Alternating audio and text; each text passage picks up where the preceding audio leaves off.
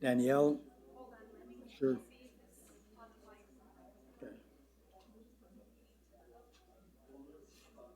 Are we ready? Good evening, everyone.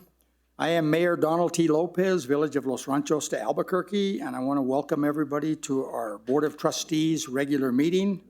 It's Wednesday, April 13th, 2022, and the time is 7 p.m. Calling the meeting to order, I want to ask the Boy Scouts to come and present the colors and lead us in the Pledge of Allegiance. Please come forward.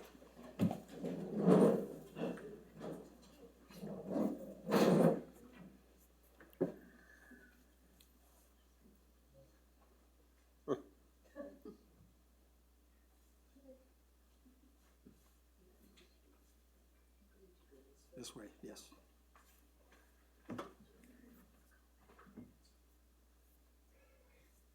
Please post the colors. Color guard for March. So are you going to lead us? Color guard, please post the colors. Can everyone please join me in the Pledge of Allegiance? I pledge allegiance to the flag of the United States of America and to the republic for which it stands, one nation, under God, indivisible, with liberty and justice for all. Please come to the front, because I'm going to ask you a couple of questions. Go on to the front.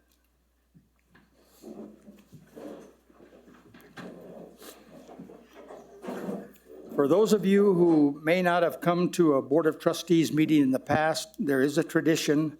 We ask the Boy Scouts to tell us everybody their name, tell us a little bit about the Boy Scout experience, and tell us a little bit about where you go to school and how old you are. So I'm going to let you start.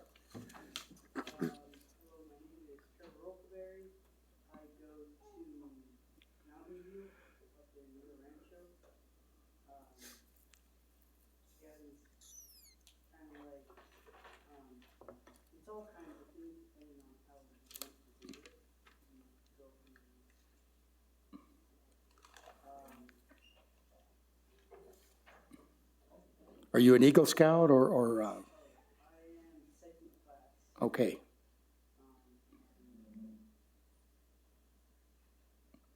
Thank you very, very much. You go ahead, sir. I'm with Bulow. I think Boy Scouts is physically helping out the community and doing things that are good and are productive. I am a kindergarten. I kind of get to class. Good. And I'm going to Jefferson Middle School as my school. Thank you very much. Thank you. Okay, I appreciate it. Go ahead. Go ahead. I want to thank the Boy Scouts for doing this for us beautifully. At this time, I'm going to go to item 3, which is the roll call. Trustee Mayor Pro Tem Sandra Pacheco. Present. Trustee Gil Benavides. Present. Trustee Alan Lewis. Present. Trustee George Radnovich. Present. Thank you. Item 4 now is the approval of the agenda. I need a motion to approve the agenda. I make a motion. I'll second it. We have a motion, we have a second. I'm going to call for the question. I'm going to call for the roll call vote. Trustee Pacheco. Yes. Trustee Benavides. Yes. Trustee Lewis. Yes. Trustee Radnovich. Yes. At this time, we are now at item 5, which is public comment period. Participants may address the Board of Trustees to comment on issues, problems, or successes on topics that do not appear elsewhere on the agenda. Submitted written comments that were sent to the clerk prior to the meeting will now be read. Danielle, please read the submitted comments. Thank you, Mayor. Mayor and trustees. I received 2 comments tonight. The first one is from Robert Kears, dated April 11th, 2022, referencing the open space. Dear elected officials, it has come to my attention that the open space on the north side of Paseo del Norte is about to be changed. 2 things that caught my attention. 1, the space is to be converted from semi-wilderness to farming. I do not have a big problem with that concept. I consider the alfalfa I raise at my place to be open space, but the use should be decided by the elected officials. 2, I have a huge problem with leaving the land fallow this year. When I moved into my place in 1980, it had been vacant for a year because of the previous owner's death. Within the next 3 years, all of my large cottonwood trees along the Westgate Lane died. These trees all had trucks larger than 2 feet, a couple larger than 3 feet. With our water table declining, I am very concerned we would lose the vegetation, including the trees. We are spending many thousands of dollars planting trees along 4th, only to make a decision to kill hundreds of others. It doesn't compute. Please take control of this situation. Sincerely, Bob Kears. The second comment I received is addressed to Mayor Lopez and the Board of Trustees from Ms. Camille Varos, village resident, 427 El Paraíso Road Northwest. Mayor Lopez and Board of Trustees, thank you for your time and dedication and for listening to my comments. I'm traveling to visit my first son and 2 grandsons. My first comment, I want to thank Ann Simon, our village administrator, and our moderator for hosting the economic development meeting that took place at Village Hall on March 30th, 2022. There were 3 breakout sessions. I was in village activities. In my session, we discussed activities to bring the village together. 1, harvest parade. 2, activities to get our schools involved. Fundraisers brainstormed by students. 3, using the Ag Center for more activities. 4, food trucks for students to get local food after school. I felt excited. We all participated in sharing. I met participants from our local businesses and a few resident people, Loretta Chavez Smith and Mr. Miller. The general consensus, keep the venue of our village so not to change our ambiance and get more residents involved.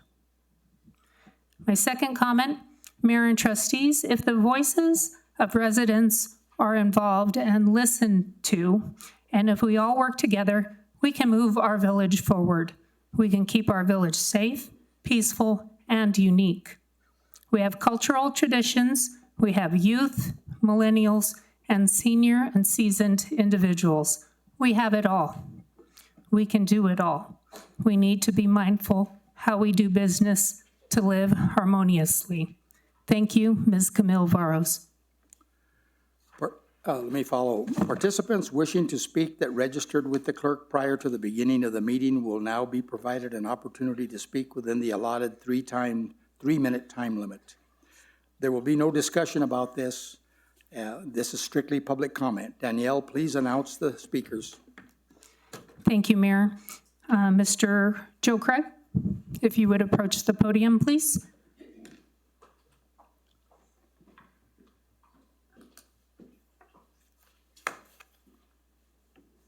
Thank you, Mayor, Trustees.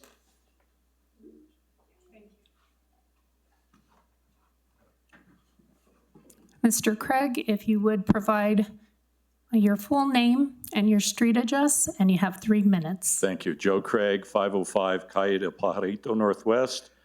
I'm president of our Calle del Pajarito Neighborhood Association, president of the Friends of Los Ranchos.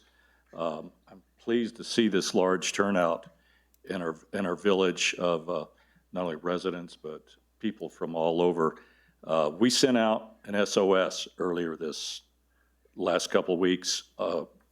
We're very concerned about our fabulous Del Norte open space. Our neighborhood led the drive. The Friends of Los Ranchos helped get the funding from the state legislature and from Bernalillo County. There seems to be a lot of misinformation that is going on regarding the space. I've been on the phone probably all week. I'm still confused on what we're doing.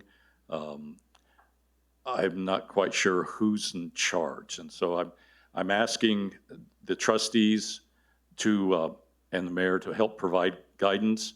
Mayor, I called you. I've talked to Administrator Simon, talked to Josh O'Halloran this afternoon, and he was very helpful. This is fabulous open space, probably a $10 million piece of property. We're going to fallow it for the farming. Farming is fine, it's a management tool, but we have to be cognizant of the trees, the water table, and of the wildlife in that open space project. Really like to have some discussion as to what happens. I'm not concerned about the farming. As I said, it's a good management tool, but the trees, I'm afraid we're going to lose them, and some of them are 100 years old. This is really important. The cranes, geese, egrets, I mean, hundreds of them, and I didn't get a good answer as to what happens to them. So I'd like to have a further conversation with you as we could. Thank you. Thank you, Mr. Craig. Debbie Brown, would you please approach the podium, please?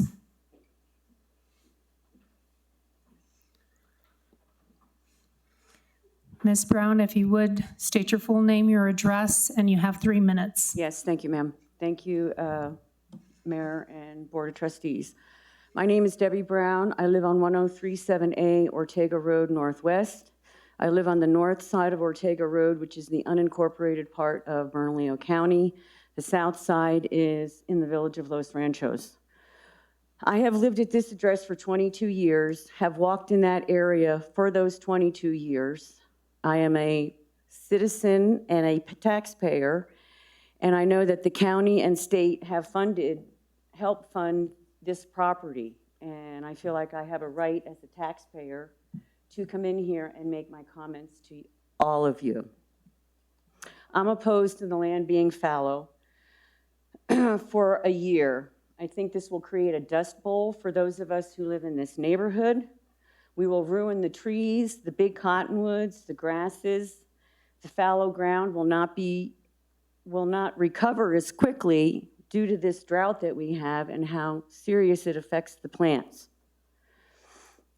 And again, it will affect the wildlife. We have pheasant down there. We have multiple birds that pass through here during the summer months, like a summer tanager and the western tanagers. We have coyotes down there. We have geese. We have sandhill cranes. We have cattle egret. So I think it's really important to protect this area because down by us, there aren't those kind of spaces that are opened anymore. And a lot of them are being built over and built on top of, and we're losing this uniqueness to this area. My other questions for you, which I know will not be answered, but I wondered why David Montoya's lease was not honored by the new mayor. With important issues like this that affect the environment. And my second one is, why weren't public notices put up in that area so people would know this meeting was coming up that aren't part of Los Ranchos?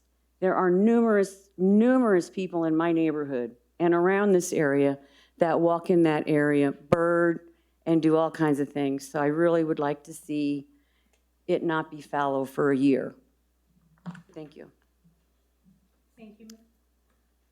Thank you, Ms. Brown. Daphne Barrett.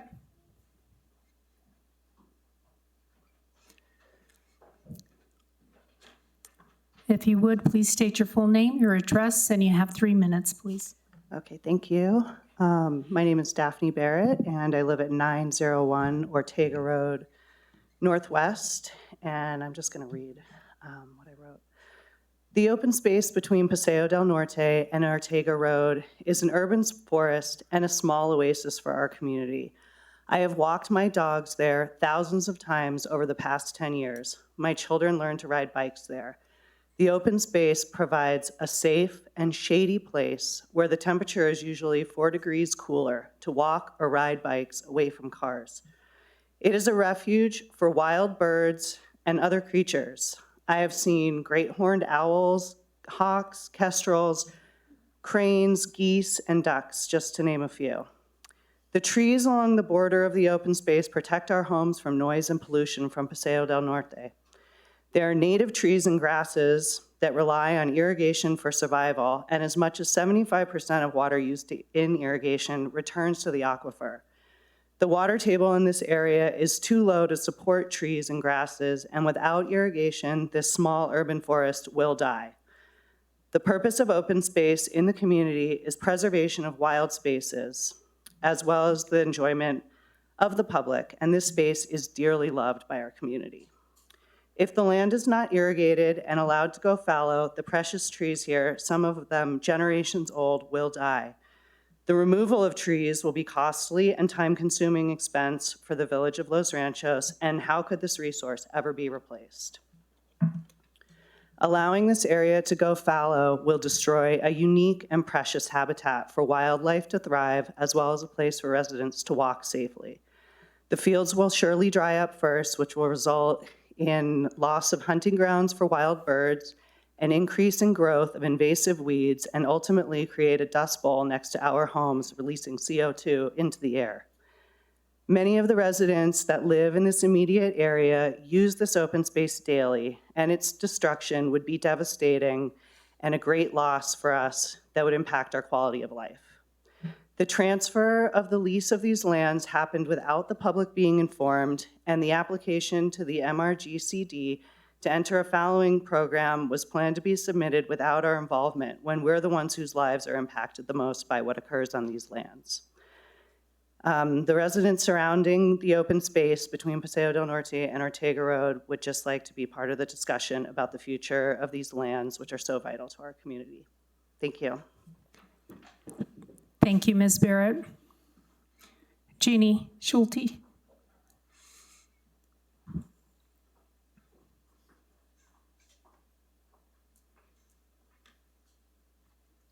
Thank you. Thank you. Thank you. If you would, please state your full name, your address, and you have 3 minutes. Thank you very much. Thank you for having me. I'm Vera Jenny Schulte Riedel. I grew up in the North Valley. I live now 4404 Cactus Hills Place, Northwest. My reason for coming here today is to let you know the update of the Schulte House restoration project that we have going. This is an amazing little house, family house. Actually, it was my grandparents' 100-year-old house. So we're holding this amazing little event May 22nd. We have vintage car shows. We have a demonstration from the fire department. A band is scheduled, food trucks, silent auction from a gift from the Acoma City clay artist. Advertisements will be going into the Rio Rancho Observer and into the Journal. There's going to be photo shoots. It's going to be a really wonderful event for the for the village of Los Ranchos. So in this packet that you have the event and you have the registration fee, and behind it is something that is of deep concern to me. It is an MOU from the village, something that is desperately needs to be revised, as we are all volunteers working on this. Every bit of money that we raise, we've got over 50 vendors coming. So every bit of money we get, only $50 a booth, $60 a booth, goes directly to the restoration of this little house. So if you would take a time to read this MOU and reach out to me, my card is there, so that we can discuss to make this a better partnership. Okay, thank you. Thank you. And J.T. Michelson, if you would, please. If you would please state your full name, your address, and you have 3 minutes. Name is J.T. Michelson. I live at 5001 Rio Grande Boulevard Northwest in the village. I'm here to thank the mayor and the trustees for taking 4 hours out of their work week to have a strategic plan to come up with what should be accomplished in the next couple of years. The village has a variety of different projects, resources, but taking the time for all of you to sit down and talk about what are the priorities, I thought was extremely important. As these issues come up, you can refer back to them and what you all have decided as your priorities, because we'll have a lot of important things coming up in the next 2 years. Again, thank you for your time. I appreciate it. Thank you. Next up, I have Jacobo Sanchez. If you would please approach the podium. State your full name and your address. You have 3 minutes. Good evening, Village of Los Ranchos, Mayor Lopez, Board of Trustees. My name is Jacobo Sanchez. I live at 9214 Edith Boulevard Northeast, and I'm here to speak on the concerns of the Paseo del Norte property. Recently, I was awarded the RFP to contract farm the open space for the next 5 years. In these next 5 years, you will see the implementation of the farm management plan that was selected by the Village of Los Ranchos to support its longer-term vision for agriculture, conservation, and recreation in the village. The vision for this plan comes from 37 years I've lived in the North Valley with grandparents that were born and raised in Old Town who taught me how to live in balance with the land, leaving more than you take. All of those combined years and experience of raising families on farming and hard work in the North Valley are in the plan I submitted, which is freely available for all of you to see. Through success in business, construction, and real estate, I consider myself very fortunate to afford to implement farm management practices that support soil, wildlife, pollinators, and the community.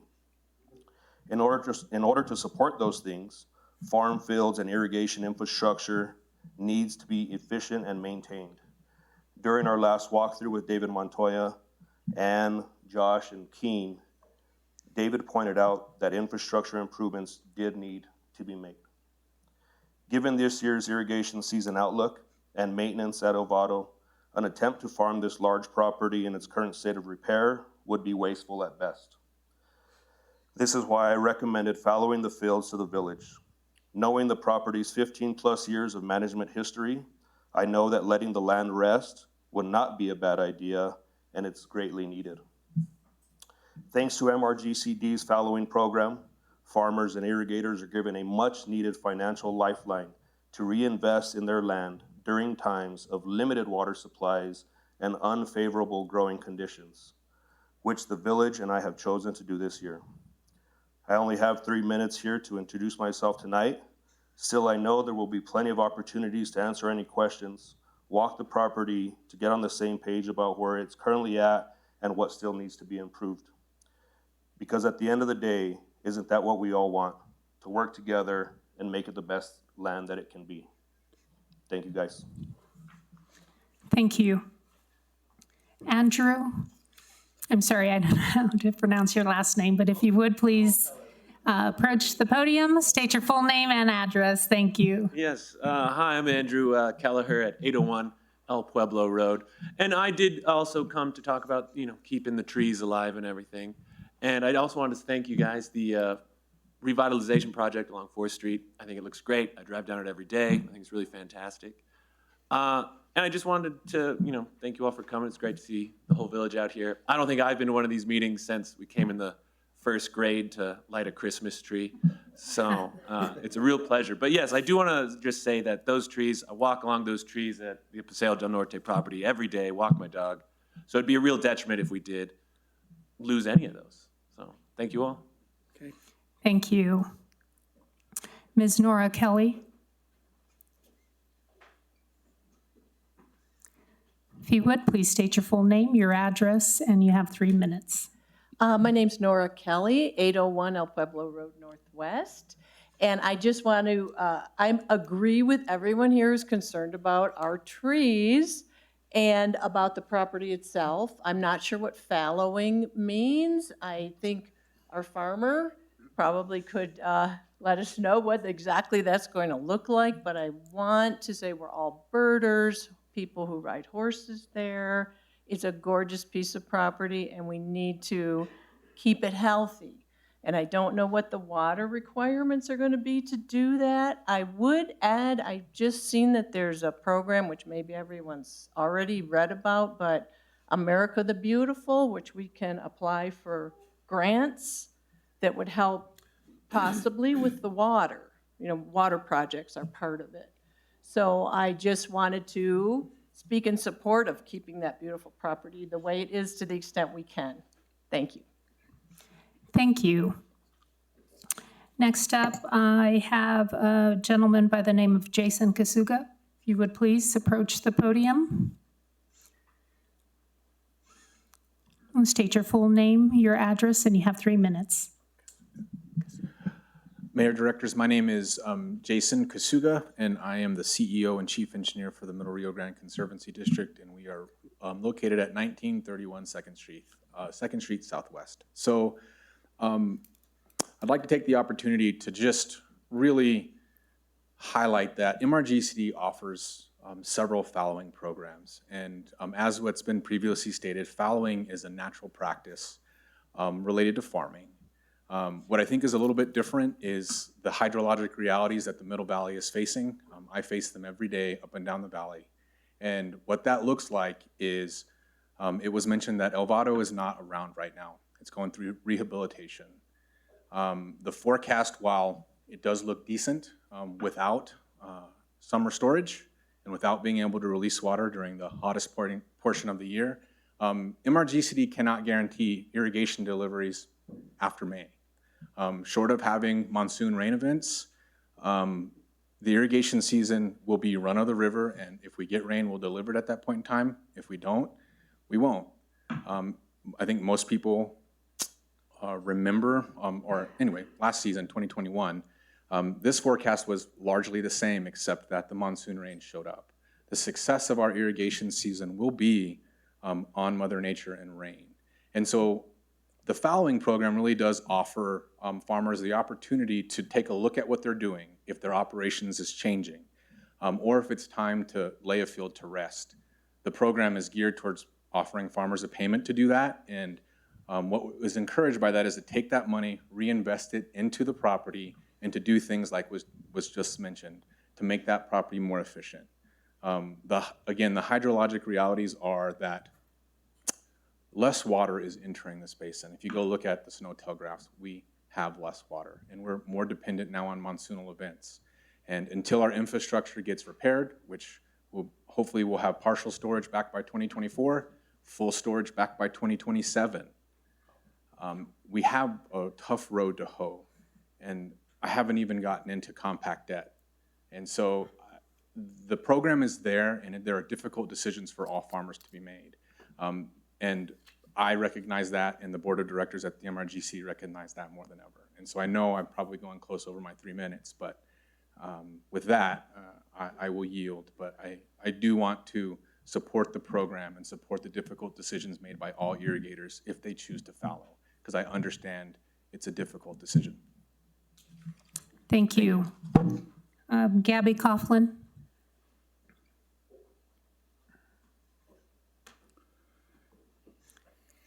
Thank you. If you would, state your name and your address for the record, please. You have 3 minutes. Thank you, Mayor Lopez, trustees. I'm Gabriella Coughlin, 1931 2nd Street Southwest. I'm the agronomist and soil scientist for the Middle Rio Grande Conservancy District. I'm the first soil scientist and agronomist for the Conservancy District ever.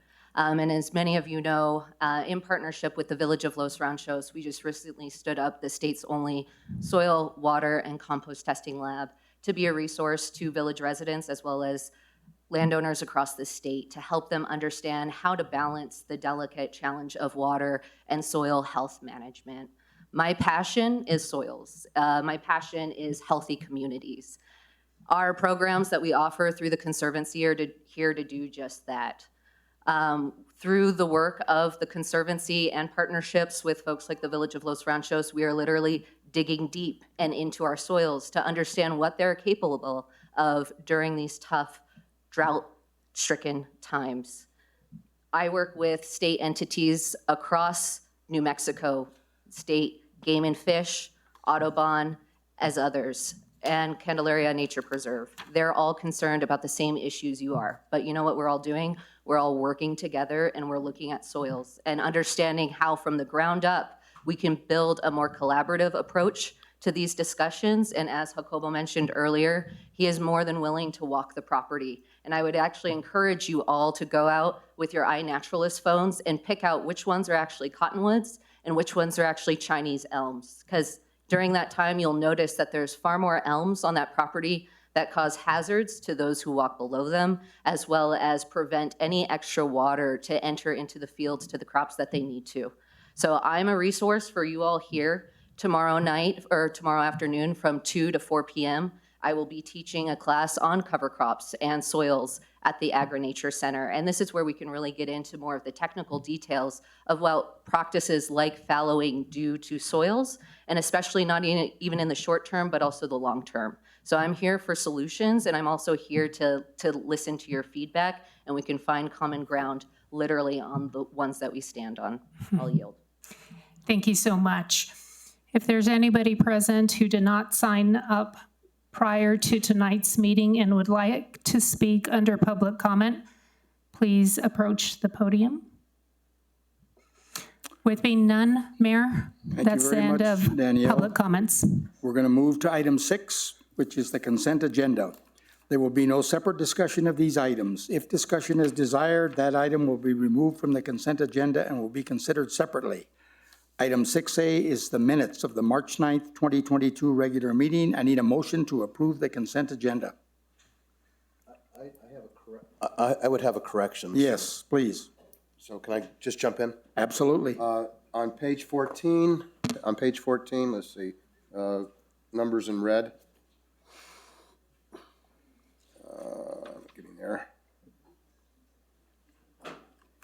Okay, under Trustee Benavides, I said a lot of stuff, and I think it's fine. Nobody was trying to capture my word-to-word transcript, but what's written there doesn't capture much of anything. So let me just try to make it short and to the point. It says something about this regarding speed bumps. I spoke to my neighbors on Guadalupe Trail. I found 2 strongly in favor of it, and a letter was read strongly against. Let me just summarize it by saying what I did say.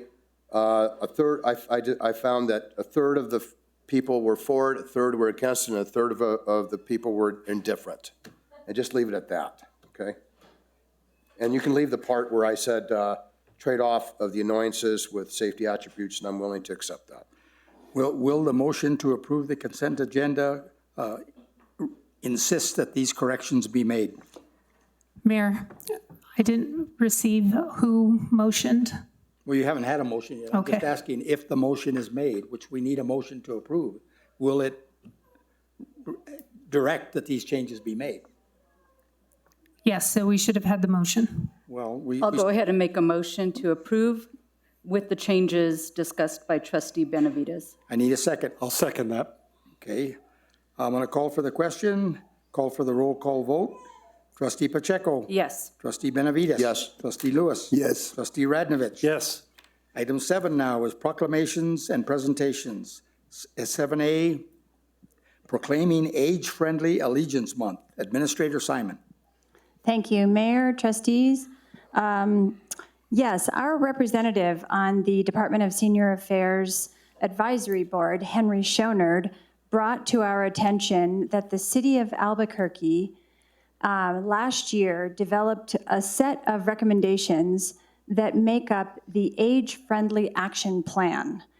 You'll see a letter by Mr. Schonard at your place, which more accurately details the action plan. Essentially, it mirrors our 2035 master plan in laying out many goals that are to achieve a senior-friendly community, such as keeping people informed, respecting social inclusion, respecting social participation, et cetera. So we have a proclamation in front of you that we are hoping to adopt, which proclaims this month, April, the Age-Friendly Allegiance Month. And I stand for questions. Thank you, Administrator Simon. Do the trustees have any questions? Because I intend to sign this proclamation. No. Thank you. We're going to move on to item 8, which is departmental reports. The departmental reports are included in the packet and reflect all the activities as listed. If the governing body has questions for staff regarding the reports, we will have each trustee ask all their questions before we move to the next trustee. I'm going to start with Trustee and Mayor Pro Tem Pacheco. Thank you, Mayor. I do have a number of questions and comments, starting with Director or Administrator Ann Simon. Looking through the old Village Hall kind of proposed development, I just want to say it looks beautiful. Do we have an idea of what the size comparison is going to be between what's existing and what this new one will look like? Mayor, Trustee Pacheco, it's about the same footprint. What I don't have yet is cost estimates from Decker Parish Sabatini. But aside from the ADA bathrooms on the south side, it's the exact same footprint. Terrific, thank you. Moving on to Edgewood Park, it's discussed that there's going to be a new parking lot, a small parking lot, and a playground located on the property. Can you just explain what area that's going to be in? Yes, Mayor, Trustee Pacheco, as you drive north on Edgewood from Osuna, it's the far east side of the park. There's already a small dirt turnout on the west side of the street, and we're just going to add some asphalt for some vehicles so we don't destroy the shoulder, and then put the playground on that end of the park. Okay, so it'll be on the east, kind of in the middle of the park? Toward the north, though? Yes. Okay, thank you. Let's see.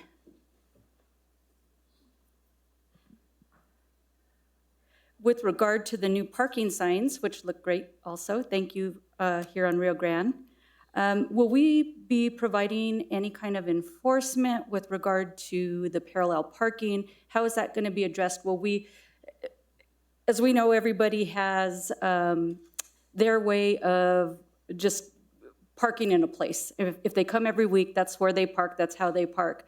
How are we going to get those attending to comply with the parallel parking? Mayor, Trustee Pacheco, you raise a great question. And we are going to be working with Bernalillo County Sheriff to help us with that enforcement. But it is going to be habit, and it is going to be, it's going to take time for people to change their habits. Okay, thank you. And let's see, moving on to Village Center.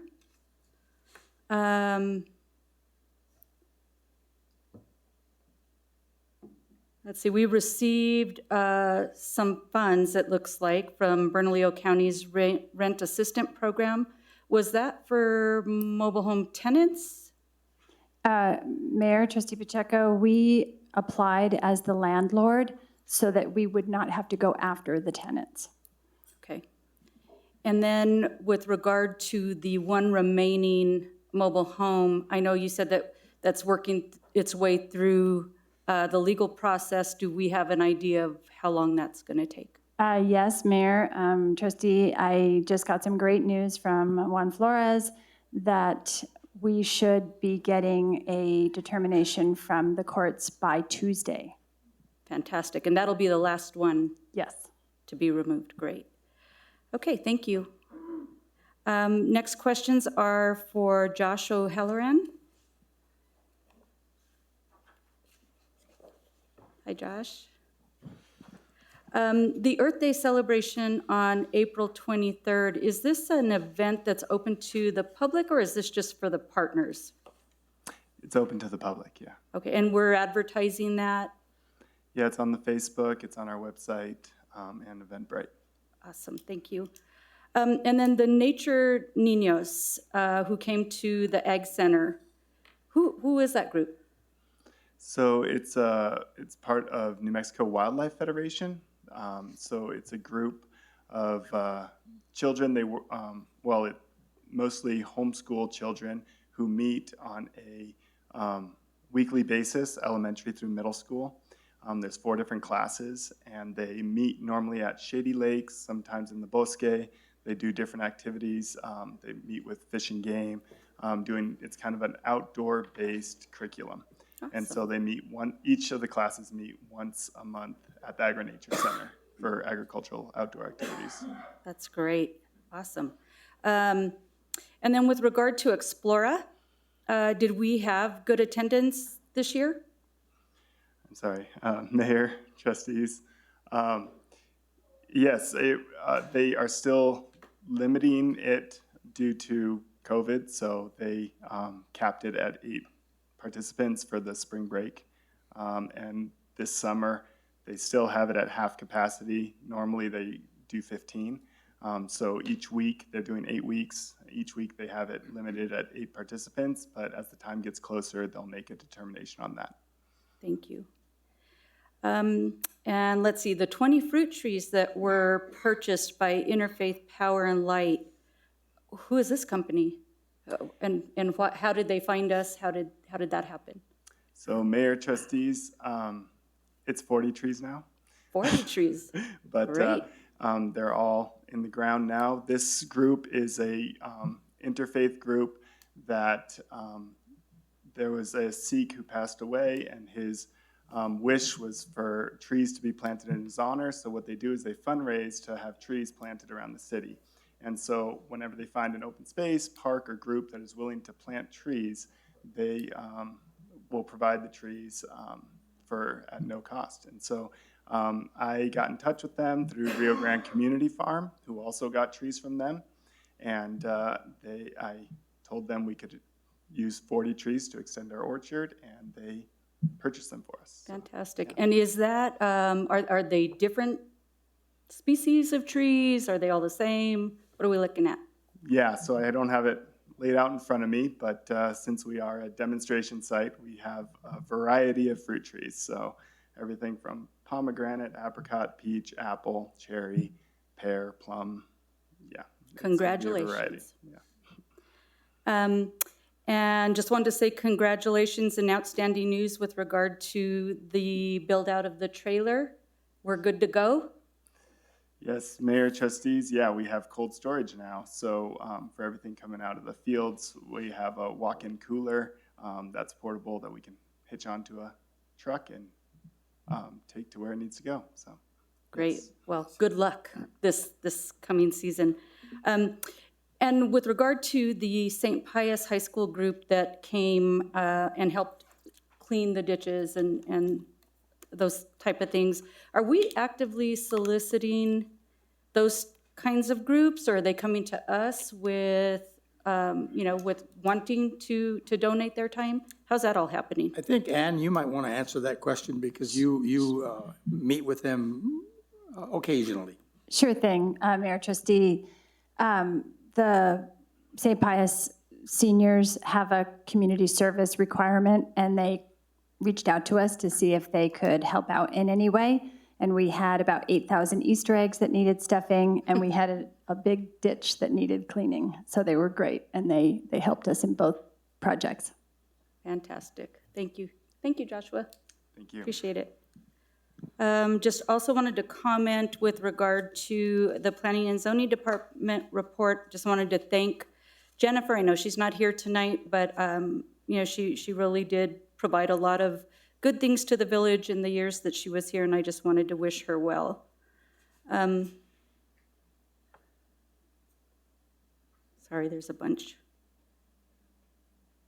Okay, so now talking about the road designs, and I know we've had a lot of public comment, we've had some meetings about it, and I know that there's been an alternative selected from our last meeting in terms of the wish list, I guess, of what people would like to see. I know we're doing more meetings, but I do just want to ensure that we still have the ability, and Maria, maybe you can answer this, to provide a transitional road as opposed to the road being one way all the way. Is that still, where are we on that, I guess? So Mayor, Trustee Pacheco, where we're at on that is we have completed the public information process. We're still taking comments that people have submitted online. And we recently included the data of the viewers on Facebook and YouTube. Danielle, please, on YouTube. So we're preparing that report for you. But we will be presenting all of the alternatives with the comments from the public for your selection of an alternative. But the alternatives that you will see are what have gone through the 30% design.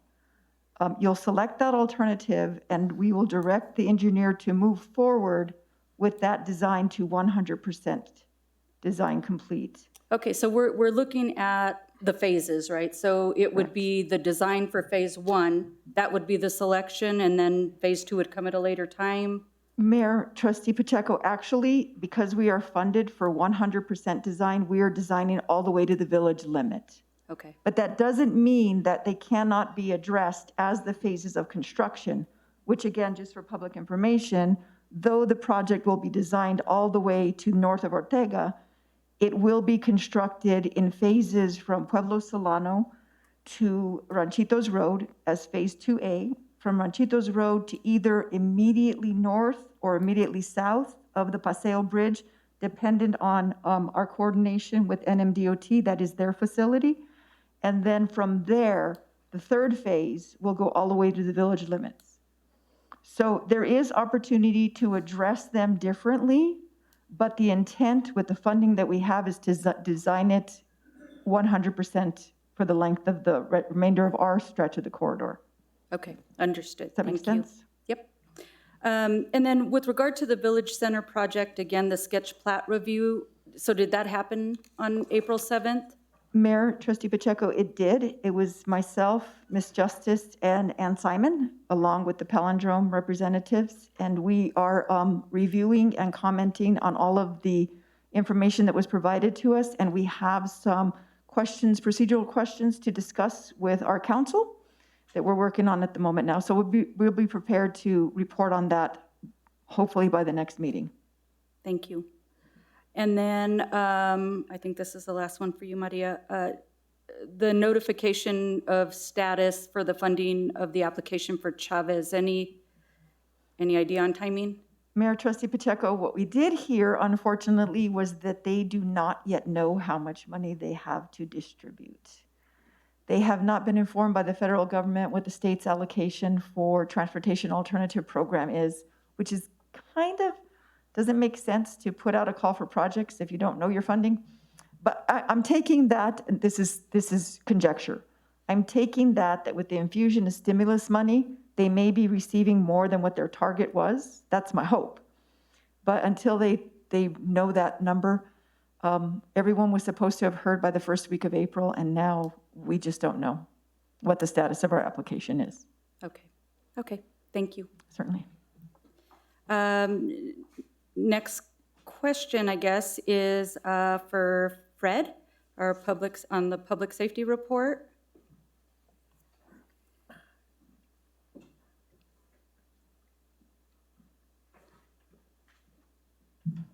Good evening. Good evening. During our retreat, I think a big focus, as JT Michelson had mentioned, was, well, he didn't mention, but a big portion of it we talked about was crime in the village and taking a proactive approach to addressing the crime. Do we know what our next steps are there? I know it's a concern for the community. I mean, we've heard it a couple of times tonight. Would we consider doing some town hall meetings or something like that moving forward? Mayor, Trustee Pacheco, trustees, I think that would be a great idea to try and get some input from the public on what their concerns are. At that time, we could have the captain, the North Valley commander at the meetings and stuff, and he can kind of explain how they do things. And so I think and I think I stated at that meeting, we need to kind of think outside the box a little bit. And I think we've discussed that internally a little bit. And I have a meeting, I think, next week with the captain to discuss some of the things that we can work together on. But I think if we could try and put a couple of those meetings together would be an excellent idea. Thank you. Thank you, Fred. Thanks. And I think that's all I have, Mayor. Thank you. Thank you, Trustee Pacheco. Trustee Benavides. Yes. Just a quick, I'm sorry. Yes, just a quick comment and a question for Director Tiffany Justice. So, yeah, I saw that Jennifer Schilling's leaving, and I was saddened to hear that. And I wish her well, and I got to know her when I was on the P&Z, and she was always very easy for me to work with. So, yeah, I just wish her well. And then the question. Okay, so I noticed the bullet saying, beginning work on potential noise ordinance revisions that align our noise limits closer to the surrounding metropolitan area. So that was pretty interesting. What sort of highlights can you give us about that? What changes might we see? So Mayor, Trustee Benavides, trustees, that specific bullet point talks about decibel limits and decibel limits that constitute a noise violation in the Village of Los Ranchos and in other jurisdictions like the City of Albuquerque or Bernalillo County. Right now, so our decibel levels are lower than the surrounding area, but they are low enough to, at this point, I'm violating the noise ordinance if I was at the property line. So we're trying to make them more reasonable to what is actually conversation level, above conversation level, something that actually constitutes a noise violation, something that's irritating or disruptive. So in addition to that, we're also looking at some other changes to see whether or not we should make exceptions for certain things. I'm sorry? We're seeing whether or not we should make exceptions for certain things. One example, there are other jurisdictions that exempt school activities like recess or sporting events. Is that something that we would want to consider? So those are the things that I'm looking at with changes to the noise ordinance, and I'm hoping to have a draft or at least some questions for your consideration next month. Okay, but so I'm a little surprised. You're saying, just to make sure I heard you right, that the dB levels may be raised? Is that what you said? Yes. Right now, our decibel levels are 5 decibel levels lower than the surrounding area, which I know doesn't sound like much, but they're logarithmic, which means that it's not like a one-for-one comparison. I guess, for example, a vacuum cleaner is like 70 decibels. And right now, our decibel limits are 55. So I'll be able to come up with, I'll be able to present this more in depth. Okay. At this point, I'm doing research and hoping to either come up with a draft or some questions for you next month. Okay, but it doesn't include things like helicopters and leaf blowers and things like that, which people find pretty annoying, right? You're not touching that. Okay. Brad, go ahead. Mayor and Trustee Benavides and Tiffany. Tiffany, I've been working on this for quite some time, discussing it. If you and Trustee Rednovich were having a conversation along your back fence at night, that conversation would violate our noise ordinance to your neighbors.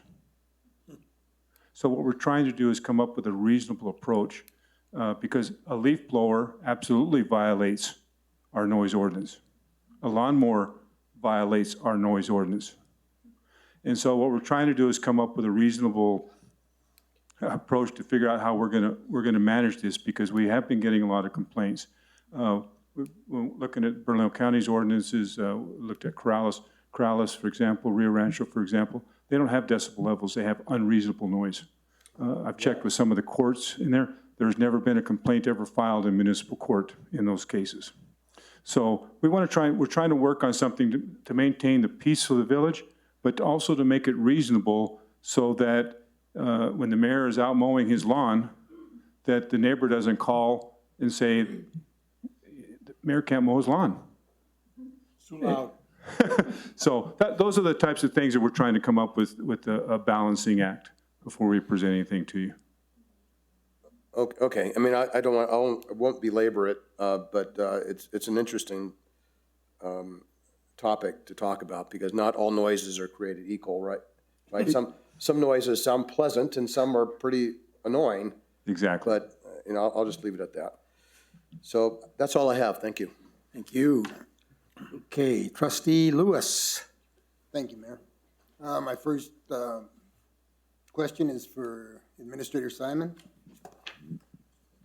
In your report on safety, it talks about that we are going to move forward with the speed humps on Guadalupe. Can you tell me a little bit about the process? I know we've gotten input from people. I wasn't here last month to hear Trustee Benavidez' discussion a little bit. And so if you could just tell me how the process that we got to making that decision. Sure thing. Mayor, Trustee Lewis, and I might need Fred back up here. Yeah. So this issue started with some letters from residents along Guadalupe Trail that they were concerned about speeding on Guadalupe Trail. So we have been looking at Guadalupe Trail for the last 2 years. We've been moving signboards around. We've been having BCSO patrol, and it's all over the board. There are certain times of the day when we see speeders. BCSO didn't find too much of a problem. Our speed boards picked up some speeding, some under the speed limit. But the overall sentiment from neighbors who expressed their opinion to us was that they felt unsafe walking along Guadalupe Trail. I think I'll turn it over to Fred on the process. So the process was, and Keen and I, one of the things I think that you all put in one of your plans was road safety. And so Keen and I have been discussing the road safety issues for years and different things. And so we looked at all of Guadalupe Trail, and that's where we decided to add and consider 2 stop signs, 3-way stops, 4-way stops, one at El Pueblo and Guadalupe Trail, and the second one, I think, at Ranchitos and Guadalupe Trail, which is a very blind intersection. That will then allow us to do some things. And then Keen and I went through there, and in order to maintain that traffic flow and slow the people down, if we only put 1 or 2 speed humps, it's really not going to do much because there's too much of a distance in between. So we came up, I think, originally Keen and I came up with the plan to put, I think there was 9 or 10. We looked at that plan again. Actually, Trustee Benavidez went out with us, and we walked the entire thing and kind of strategically, again, placed them a little bit so that if somebody's going through and they don't really want to go through all the speed humps, there's alternatives for them to go back onto 4th Street before they hit another speed bump. And so that's kind of the process. We plan on signing it. We plan on making it so people can't drive around it, because that's what a lot of people will do at times. And hopefully that works. If it doesn't, in the long-range plan, there's a long-range plan, according to Keen, is to repave Guadalupe Trail anyway, and when you repave it, you can take them out, if that doesn't work. Okay, thank you. Okay, thank you. Thank you.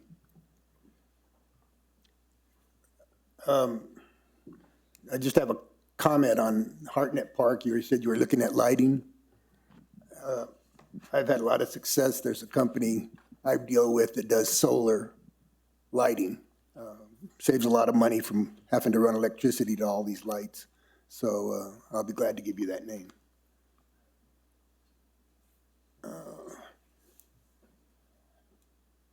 My next question's for Josh. I know you were just dying to get back up here, weren't you? Could you tell us a little bit about, I thought it was pretty interesting about the United World College and the students coming from there. Could you tell us a little bit about their visit? How many of them were there and some of the things you mentioned that you did? Sure, Mayor, Trustee Lewis, trustees.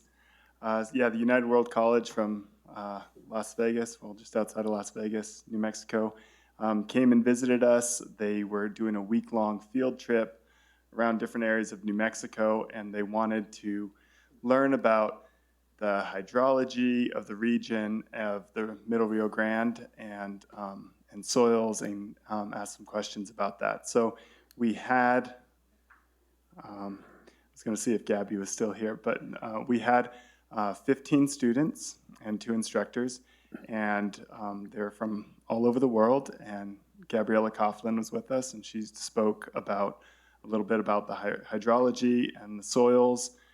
They also wanted to do a service project while they were there, so they did some planting in the community garden. We planted a lot of onions, and we also built a demonstration tool, which is clear tubes that we have planted different kinds of cover crops in, and it's in a stand so that we can watch the roots as they grow and see how they affect the soil and how deep they can draw water from below and create organic matter in the soil. So they built that, and we actually discussed fallowing programs and the trade-offs of those things and the difficult decisions of those, and sustainable agriculture and those kind of thing, and similar things happening in Ethiopia and the different countries that they're in. So, yeah. Great, thank you, Josh. Thank you.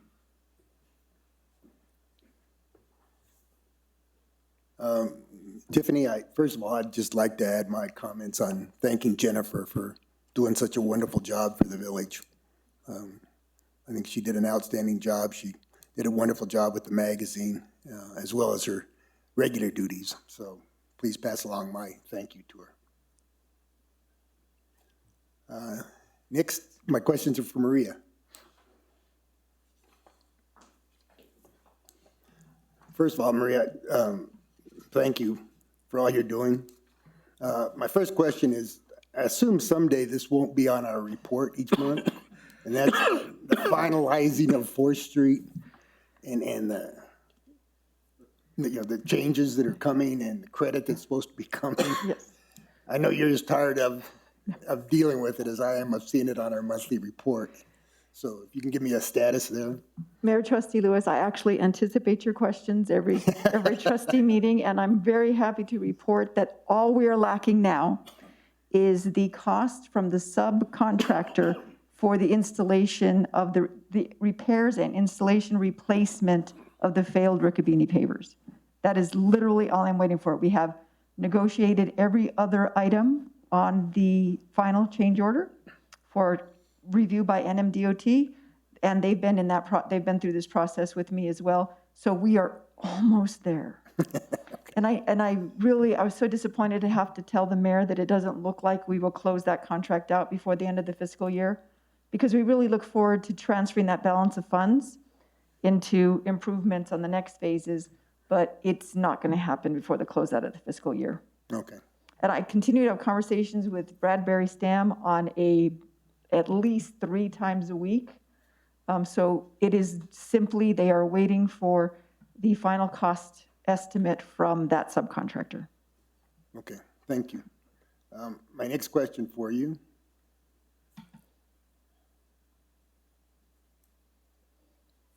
Where are we at on getting the final task order and road design from Bohannon Houston on the Ag Center?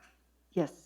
Mayor Trustee Lewis, as soon as an alternative is presented and accepted by the Board of Trustees, that will close out the 30% design, and that will end that funding portion through the state road fund money. That will be closed out, and we will then be authorized to issue a task order under the retainer agreement to Bohannon for the 100% design under the transportation project fund monies that we have secured. So we plan to present the alternatives for your consideration and selection in May. If that happens, they will do the final, BHI will do the final report, and we will be prepared to submit all that for final audit to NMDOT and execute a task order to submit to them for disbursement of that $750,000, and we will be ready to go. Okay. Okay. You answered my question on the sketch plan. Okay, That's all I have, Mr. Mayor, thank Well, you. thank you very much. Trustee George Radnovich. Thank you, Mayor. Let's see. And the first question I have is for you, and it's the very first sentence on your 4th Street bullet, which says the initial reaction to alternatives presented was alternative 4. That was well, it actually doesn't say this, but does that try to say that alternative 4 is the preferred one at the public meeting? Mayor, Trustee Radnovich, that sentence came from Jeanette Walther. Ah. Okay. Because they had a tally, and they folded papers, and they put them in the back of the room, and alternative 4 was the presiding selection. I really like thank you. I really like the look of the old Village Hall, but I have one concern. I mean, I think it looks really nice. It looks like a nice update to what the Village Hall maybe used to be look like with an updated look. But I know that I've been talking to Mayor Keller or actually his police office, his police chief, and there's been all around Albuquerque, and I've noticed it in the village actually at the El Camino restaurant. A lot of glass has been broken in all around the city, up and down 4th Street, up and down Central Avenue, San Mateo, all over the city. And my only concern about this, although I like the way it looks, is that glass looks like it could be a target. So I just wanted to say, I think this has a really nice look to it, has a nice updated feel, but the glass worries me a bit.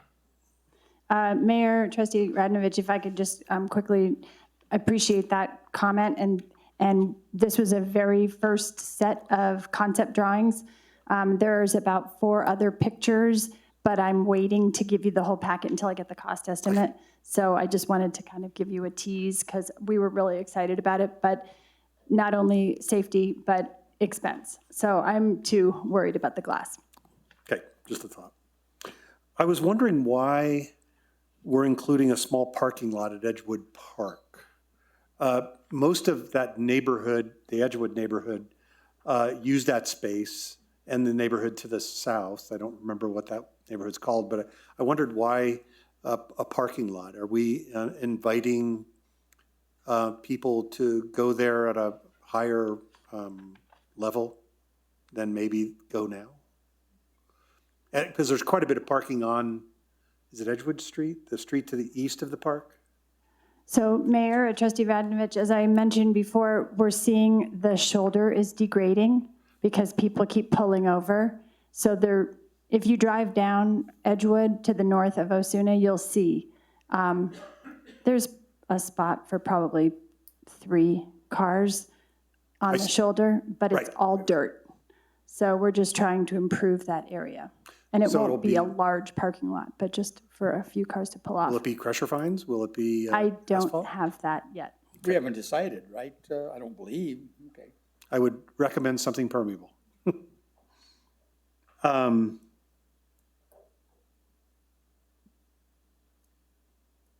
Again, I'd like to see the design. I'm looking forward to seeing the design for the road to the Agri-Nature Center. I'm worried about some of the trees we'll be taking down. And I know there's Siberian elms, but Siberian elms have a place in our environment too. I have heard from quite a few constituents about the whole fallowing idea, and I see that as the 3rd bullet under the Agri-Nature Center. So the Del Norte property.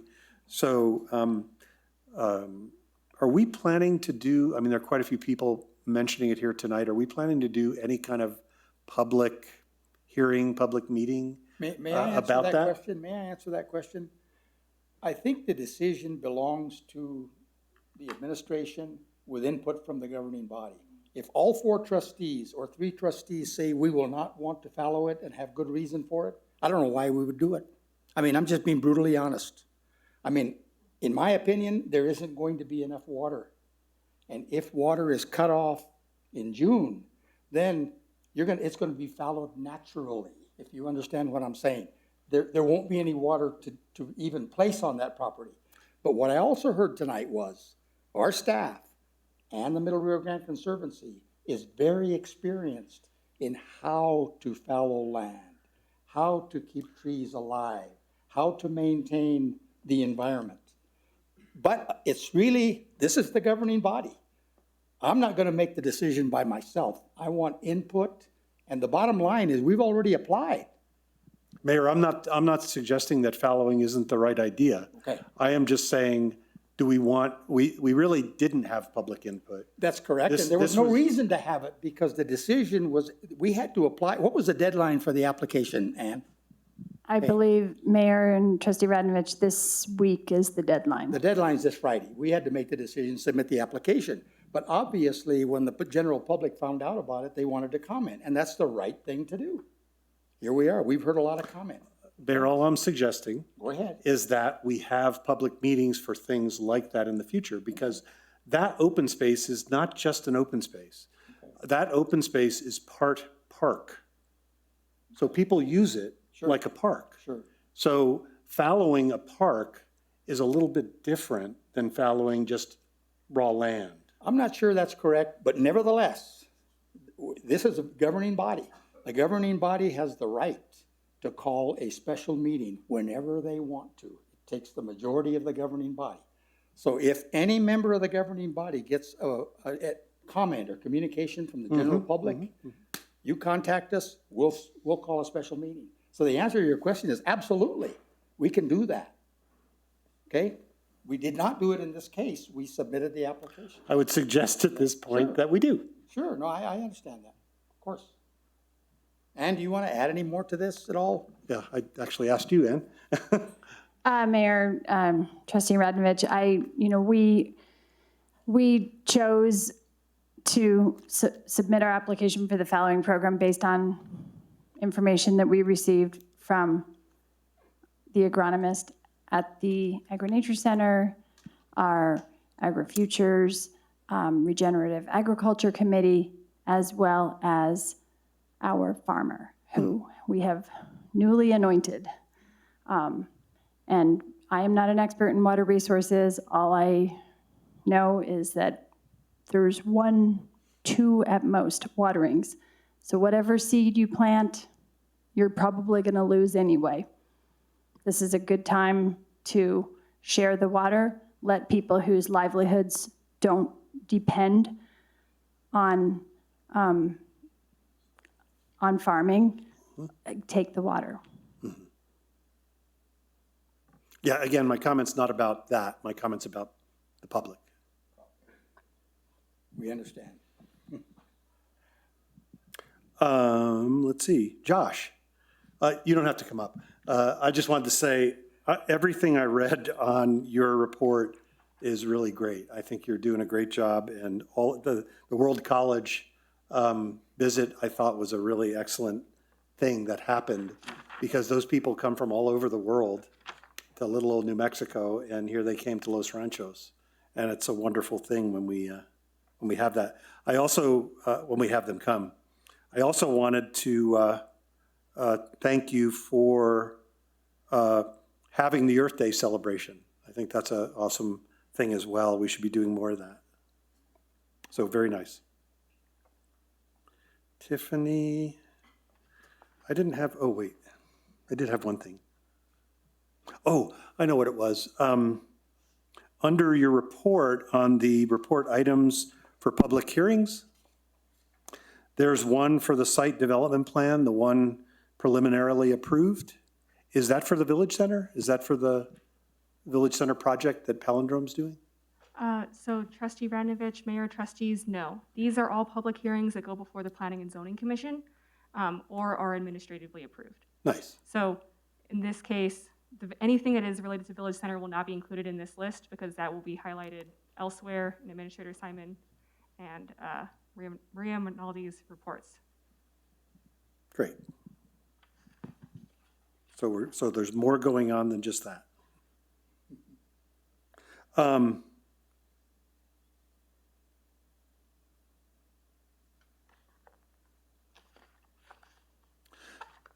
Maria, I have a few for you, as you probably would have guessed. I think, I heard you say that that was the last public meeting. I think we need to have more. I don't think that the turnout was awesome. I thought that it was okay, and I think we should have more, I think we should hear more from the public about the future of 4th Street in the new phases of work. So I'm a little disappointed that we're not going to have another public meeting. I'm a lot disappointed, actually. You mentioned, I think, at the public meeting that we advertised for that meeting. Mayor, Trustee Radnovich, we certainly did. Where did we advertise? We advertised on all the social media, on the website. We have an email list of people who are interested in, have received information on 4th Street project in the past. And I personally walked the entire corridor and gave out notices of the public information hearing. I think it would be good to hear from village residents, because we had so much more turnout during the first phase planning and then design. So I would request that we at least consider having more public input. If I could jump in, Mayor and Trustee Radnovich, all 5 alternatives will be published in the Village Vision. I get that. But there's something about a public meeting when people come and comment, and it makes, something someone else says may, cause them to have other comments. And so public meetings offer a lot more conversation about a project and a lot more discourse than simply putting it in the vision. So I'm just recommending or hoping we have more public meetings.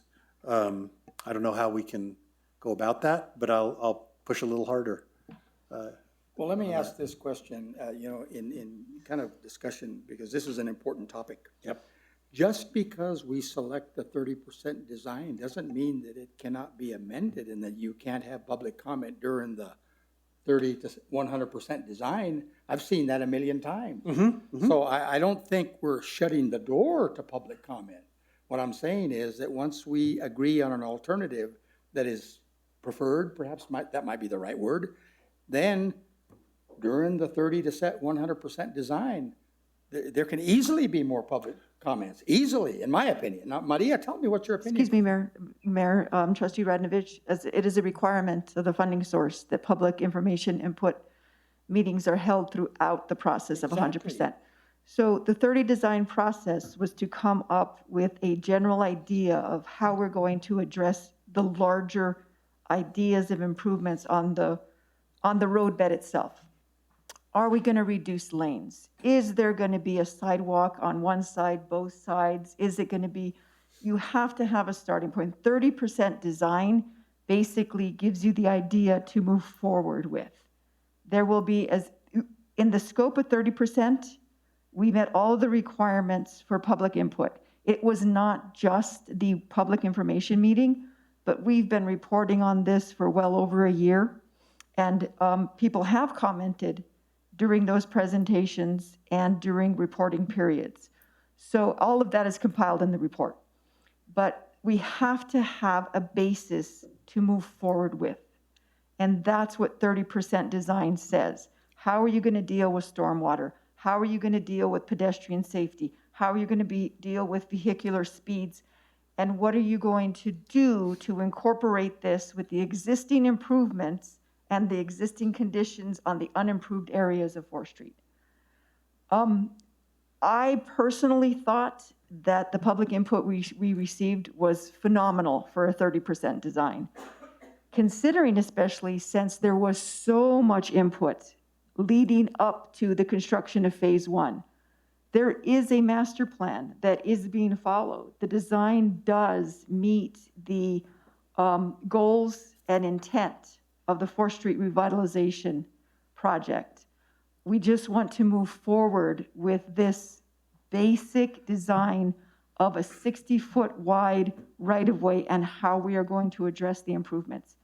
In this period, we will discuss things like areas of landscape, What are the cost alternatives that we can build into the cost estimate for bidding that may allow us to add more furniture, address lighting at intersections, pedestrian lighting, wider sidewalks without the need to acquire property? That's not something this project can afford. We actually have an application in for a federal earmark for right-of-way acquisition for the property that we need outside of the public right-of-way to provide for stormwater facility and parking, possibly, and for the roundabout at Ranchitos Road.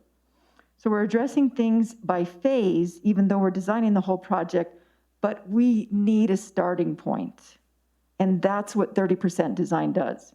The amenity that the public and we may decide to build in will be built in 100%. Again, I have to always caution, that's dependent on funding. This next phase, just to Ranchitos Road, not even including the acquisition of property for the right-of-way I mentioned, is almost $9 million. And that's not without the level of amenity that we have in the most beautiful phase that will be in this project, which is what has been recently constructed. That's just the reality. But will be ample opportunity for public discussion on additions to the basis of design, which is what 30% gives us. Maria, I know how the process works, so you don't have to go into great detail about that, so thanks. I'm just saying I think we should have more, and I thought I heard you say that there wasn't going to be any more. No, there will be more. No, Good. That's a misconception. No, There will be more. Yeah, absolutely. I never said that. I said the public information that we have solicited now was strictly for 30% design. Exactly, yeah. So I have another question, and this has got to do with the art in public places. Have we talked about that at all? Not in 30% design. Okay.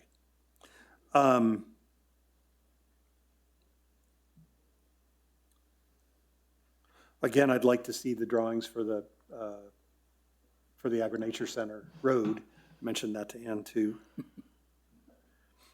I wondered where, and this doesn't have anything to do with that, the roadway improvements project. Where are we doing a crack seal on 4th Street and Rio Grande? I'm just curious. I can send you the termini of the whole project. I think I sent it to you on the one that's about to take place, for which we just issued the notice of award. I will do the same with this, but this is for application, and we really don't know until we're funded. We never get funded at the level that we request. So there's termini in that, and I will send it to you. I'll send it out to all trustees. Good. Great. Already talked about Chavez Road. Oh wait, I'm done. Thank you. All right. We can now move on to item 9, financial business. Discussion and approval of the March 22 cash report. Treasurer Will Fisher. Yes, sir. Thank you, Mayor. Before you is the cash report for March 31st. I have to make some corrections to it, and I apologize. I mistold Tammy some things when we were making some corrections, and we didn't get the narrative updated, and that's on me. So bear with me. Ending cash balance as of March 31st, 2022 is $9,465,377.86, which is an increase of $131,701.41 for the month, and year-to-date, which is a year-to-date excess of revenues over expenditures of $2,269,968.70. There's some unusual and significant items, but Tammy knows much better than I.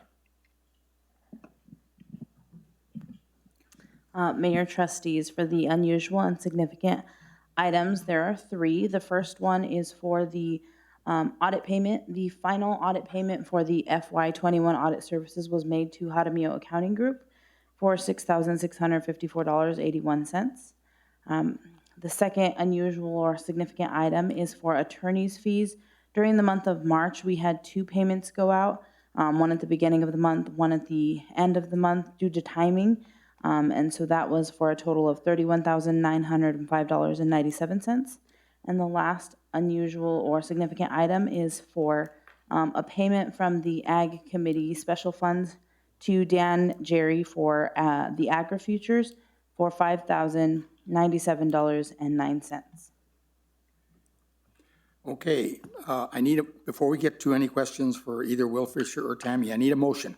I'll make a motion to approve the cash report. I need a second.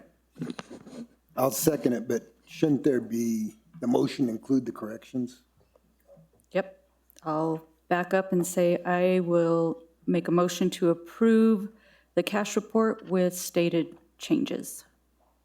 I will second that. Thank you. So now, are there any questions or discussions from the governing body?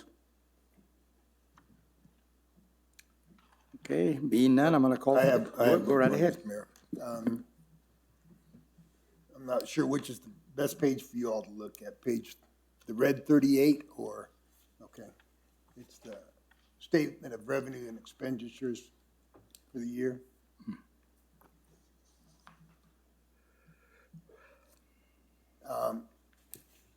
The general obligation bonds. I'm a little confused. We're showing a revised budget of $317,000, and we've got a cash basis year to date of $2,107,000. Yes, so Mayor, Trustees, that is due to the refunding. So before we refunded the bond in November, our payment would have been just the $300,000, but because we refunded and we have the new bond of $1.9 million, it now shows in there in that balance. Okay, great, Tammy, thank you. That's the only question I have, Mr. Mayor. Okay, any further questions from the governing body?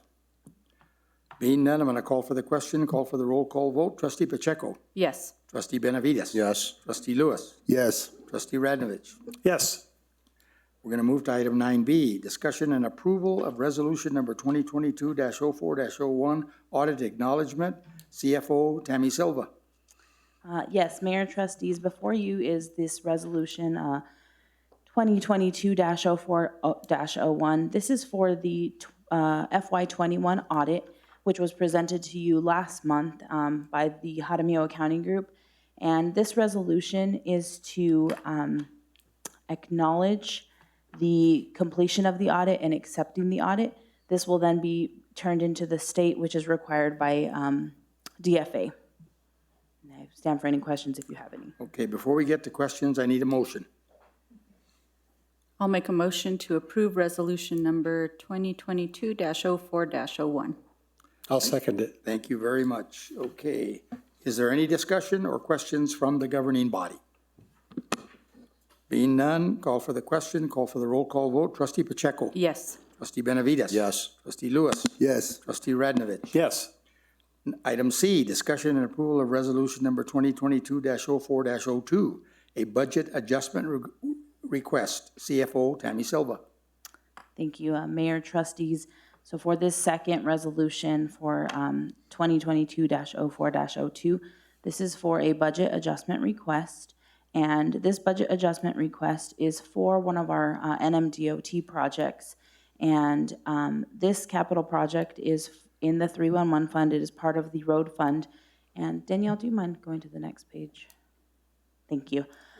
So this is showing you that we have a state grant that's coming in at $70,000 from NMDOT, and we are going to be expending that $70,000 before the end of the fiscal year.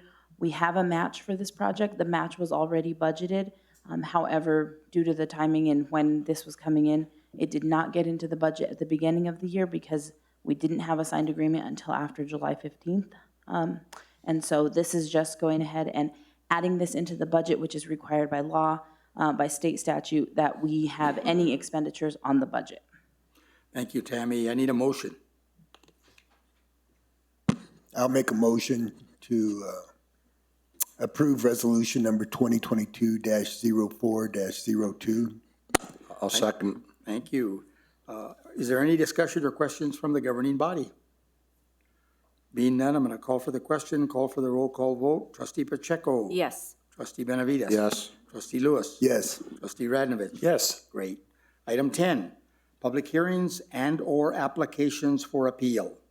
10A is agreement to remand appeal of BB 21-12, an appeal of the December 14th, 2021 Village of Los Ranchos Planning and Zoning Commission denial of an application by Maria Montoya and Christopher Houghton for a bed and breakfast permit as allowed by Section 9.2.25, parentheses E, parentheses 1, in the A1 zone in the North Rio Grande character area. The property is located at 8650 Rio Grande Boulevard Northwest and is legally known as Lot A1 plat for lands of Annie Robertson, lots A1, D1, and D2 within the town of Alameda Grant, projected Section 17, Township 11 North, Range 3 East, New Mexico Principal Meridian, Village of Los Ranchos de Albuquerque, Bernalillo County, New Mexico, as filed in the office of the Bernalillo County Clerk on December 27, 1996. The property contains 1.6107 acres, more or less. Attorney Nan Winter. Mayor, trustees, as you know, on December 14th of 2021, the Village P&Z voted on a 3-2 vote to deny the above referenced bed and breakfast permit, finding that the application was incomplete and therefore did not meet the requirements of 9.2.25. The notification of decision was issued, and applicant, in this case, Mr. Houghton and Ms. Montoya, timely filed their notice of appeal of this document, of this application. Since that time, both applicant and Planning and Zoning Director Justice agree that the application referenced in this application is now complete and should be remanded back to the commission and should be considered on the merits, subject to the conditions in this agreement to remand. The conditions subject to remand include all notice issues. They will be required to post in the yard. They will be, the village will make timely notice as required by ordinance, and the village will make notice as required by the Albuquerque Journal. If you approve this motion to remand, it'll go right back to P&Z where they will hear the application on its merits. Neither the village nor the applicant are precluded in any way or limited in making their arguments one way or the other as to whether this should be approved or not. Public comment will be taken again on this issue. If you deny the agreement to remand and do not remand back to Planning and Zoning, it will be scheduled for appeal on the merits before you next month. Thank you, Attorney Winter. Before we get to the additional written comments, I do need a motion. I'll make a motion to agree to remand appeal of BB 21-12 back to P&Z. I need a second. I'll second that motion. Okay. Before we get to the written comments, is there any discussion from the governing body?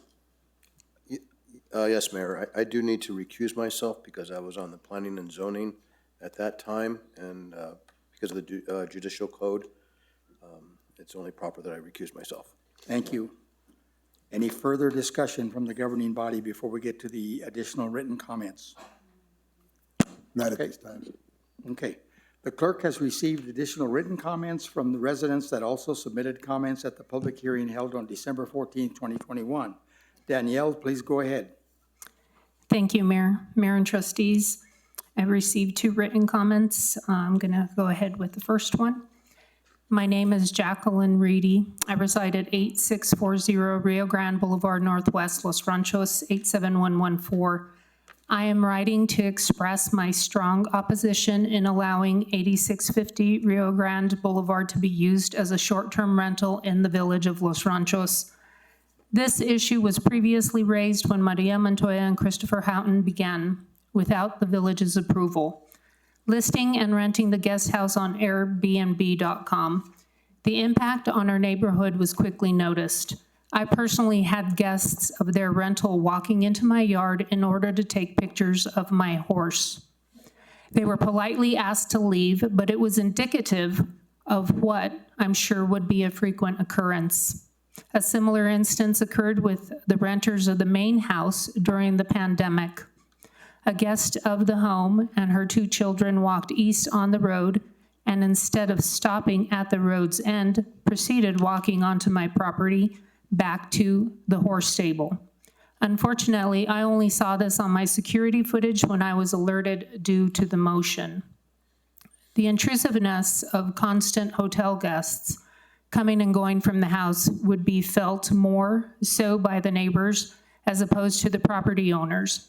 Furthermore, the owners of the property do not even live here to monitor any activity. Recently, there has been several instances of the Bernalillo County Sheriff's Office at the 8650 Rio Grande property. This is of great concern to me as I am a law enforcement officer myself. I intentionally make the necessary sacrifices to live in the village of Los Ranchos for peace and quiet. What makes the village of Los Ranchos so unique is maintaining the same quiet nature of years past in an area which has now become so chaotic. For perspective, as of August 2021, there were 78 homicides in the Albuquerque metro area. Of the 78 homicides, 16 of those murders happened at hotels and motels. I do not feel the village should allow its quiet nature to be lost by creating small hotels to pop up everywhere. Owning a home in the village should not be a way of pimping out the nice community to make a buck. As a resident who would be greatly impacted by a cheap hotel next door, I urge the village to deny the request of a short-term rental at 8650 Rio Grande Boulevard. I encourage all who are in charge of short-term rental decisions to not allow the village of Los Ranchos to be sold out to pop-up hotels. Please keep the village beautiful and peaceful. Thank you for your consideration in this matter. Concerned resident of the village of Los Ranchos, Jacqueline Reedy. The second comment tonight is from Mr. Peter Driscoll. My understanding is that the P&Z Commission voted on the application, not the question as to whether or not the application was complete. So I don't understand how the application can be reopened at this point. I request that my prior letter and the above statement be presented at the appeal hearing.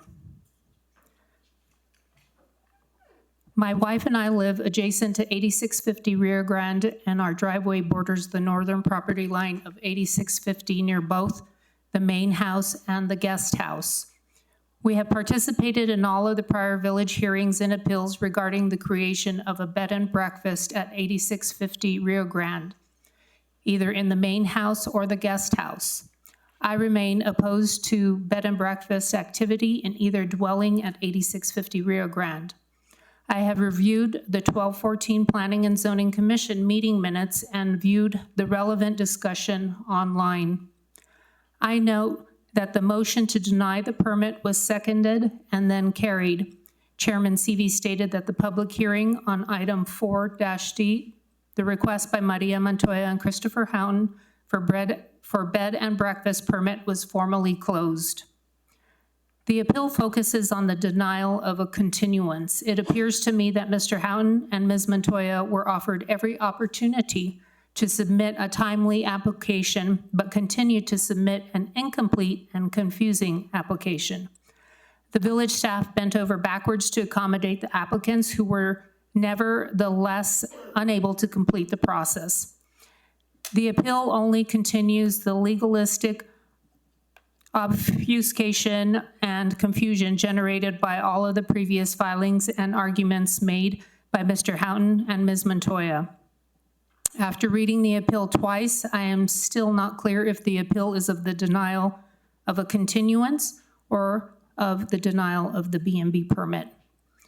I remind the board that the application was based on false assertion that the applicant was operating an established B&B and therefore should be grandfathered in to allow a non-conforming permit which would not require the owner to be on site. The neighbors remain opposed to issuance of a B&B permit for 8650 Rio Grande for all the reasons that have been advanced over the last 3 years. The applicants have not met the requirements to be grandfathered in to a non-conforming usage, both on factual and procedural grounds. Enough is enough. The neighborhood deserves to have this matter put to rest. I urge you to deny the appeal. Sincerely, Peter Driscoll, 8716 Rio Grande Boulevard Northwest, Los Ranchos, New Mexico, 87114. Thank you, Mayor. Okay, the following residents that signed up to speak tonight also participated in the public hearing on December the 14th, 2021. Mr. Christian Reedy, please approach the podium, state your name and address. You have 3 minutes. Are you going to speak tonight? Yes, I would, but with your permission, can we have Bill Shen speak first? I think that might be a problem. Attorney Winter, did he speak at the December 14th meeting? Okay, so then that's fine, of course. Thank you, Mr. Mayor.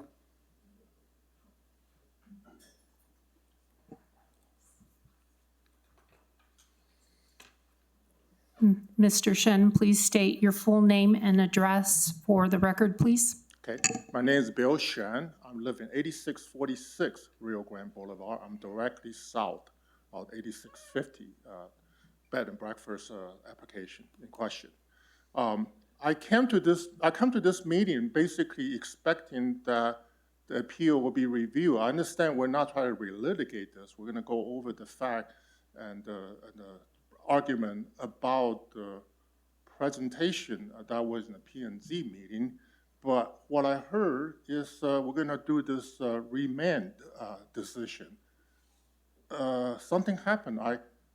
Shouldn't we be talking about going over the fact first and then eventually arrive to the decision, which could be denial of the appeal or accept or remand could be in fact one of the outcome.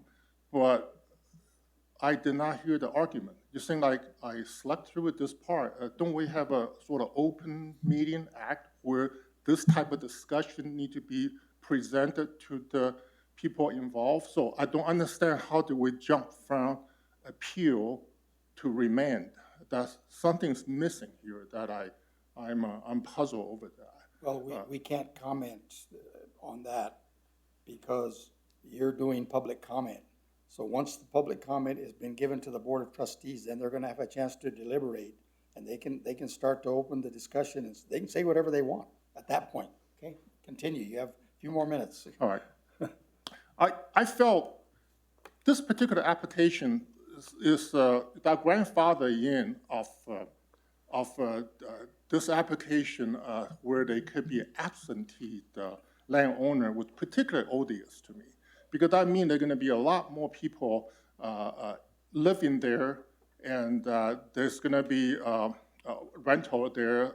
There could be the landowners not there to sort of watch over them, and the people is less respectful if the owner is not present. So that's one I particularly object to. And this grandfather in got slid in August of last year, and then through delay in the application, through this irregular procedure things, is now pushed all the way out to now in April, and then we're talking about remain into June. This 10-month delay, I felt the administration is very accommodating to them, making, basically tell them how to, fill in the paperwork correctly, just so they could kind of pass this hurdle, various type of procedural hurdle, whereas the neighbor are very angry. The Driscoll, the Maesta, the Reedy, myself, we're all around this over the course of 10 months, in fact, longer than that. The history goes further back than that. That there is this sort of open wound that's being constantly delayed and delayed and delayed. Mr. Shen, I apologize for the interruption, but you have reached your 3 minutes. If you want to go ahead and close up your comments. Please deny this, let them start over, and I will not object for the record if they're going to go back and file the thing 6 months later, because they will no longer will have that grandfather clause about absentee owner. Thank you. Mr. Christian Reedy, is it your turn or is Maria Reedy? Okay, thank you very much. Go ahead, Maria. Please state your full name and address for the record. My name is Maria Reedy, and I live at 8642 Rio Grande. Good evening, Mayor and trustees, and all involved in tonight's meeting. When this short-term rental issue was first looked at, we were assured many times by various village staff members that all applications would be decided on a case-by-case basis, taking into consideration the neighbors' thoughts and opinions. I think just reading this appeal is proof enough that this denial should stand. They had the same opportunity that all the applicants had. Every problem they cited is someone else's fault: the village, the neighbors, their jobs, very busy lives, etc. In the other applicants to be grandfathered in, all approved, none had objections from the neighbors, and many even had recommendations. Clearly, it works in their situation. The applications provided required documentations, drawings, and they were very clear and submitted on time. This application was not clear at all. There didn't seem to be much thought put into it. It was changed after they read the neighbors' opposition letters. They couldn't even be bothered with getting the public notice sign up. Can you imagine what would happen if there were problems with an Airbnb? They don't even live in this country. The applicant said in their appeal that the neighbors had little inconvenience with this process. This is so wrong. How casually they dismiss all the emotion, concern, and time taken by so many different neighbors to express and defend our rights. It is not easy to come out against your neighbors. The experiences we've all had with Maria and Chris is that they have not been respectful to the neighbor's property, privacy, or security. They don't seem to care. The property is on a very narrow strip of land between two private drive roads and directly impacts several other homes. 6 directly impacted neighbors have written letters of opposition. No neighbor has expressed support. This is clearly nothing more than a financial enterprise for them. They are currently renting long-term, and when they come back, they claim to desire to live in the house. My desire is to remind all concerned that the rest of us live here. We've lived here for decades. We want to continue to live here. Please consider our rights. The Planning and Zoning Committee denied their application for numerous reasons. This Board of Trustees should deny this appeal and put this to bed once and for all, showing the residents that the village trustees and planning and zoning and people are listening to the residents. I thank you very much for your time. Christian, it's your turn.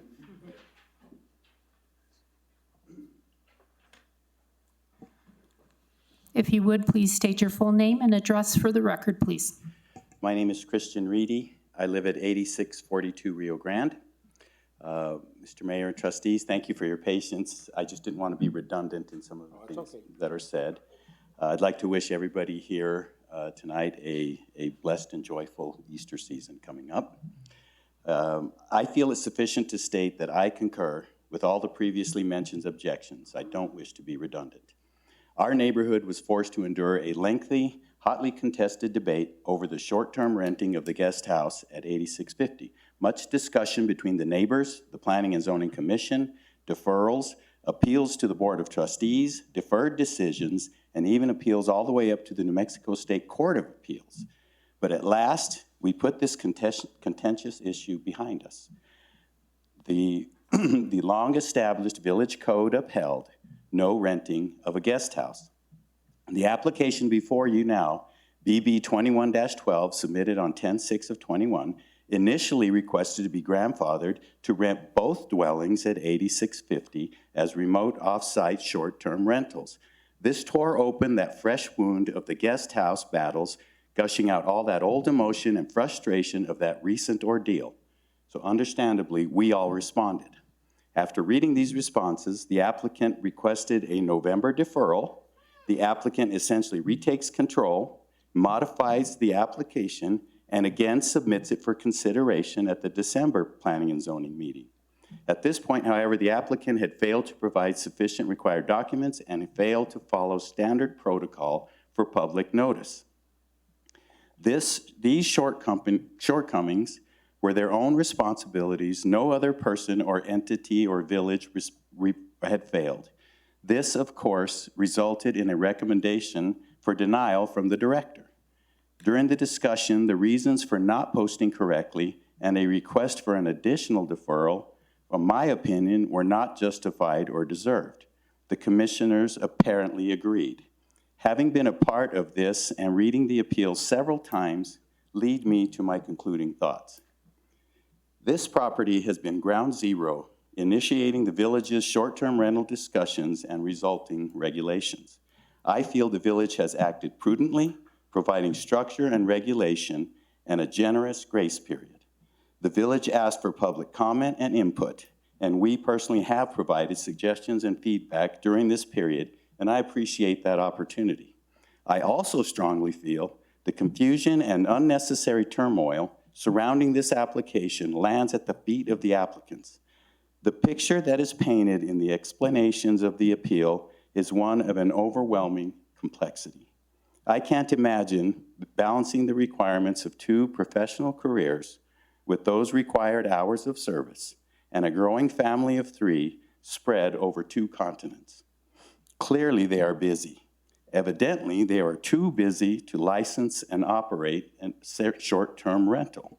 It is completely unfair to allow their reality to overflow and adversely affect the neighbor's peace and privacy.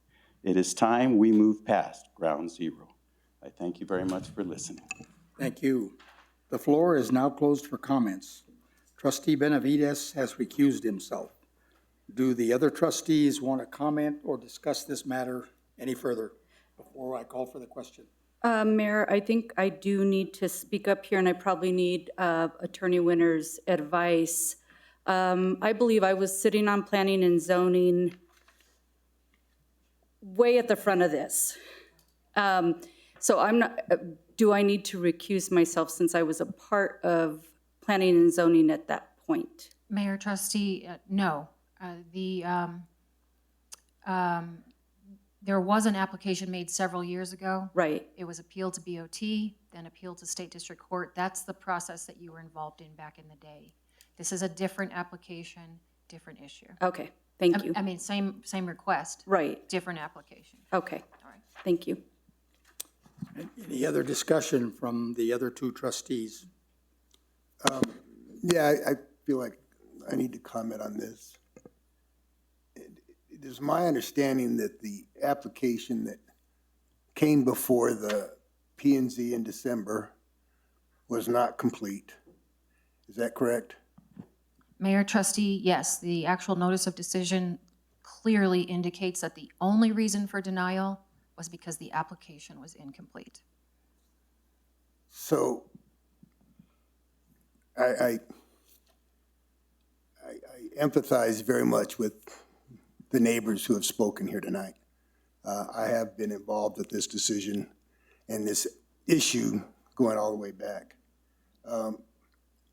My concern is that if we do not reprimand it back. Remand, excuse me. That's a word my mom used to use with me all the time.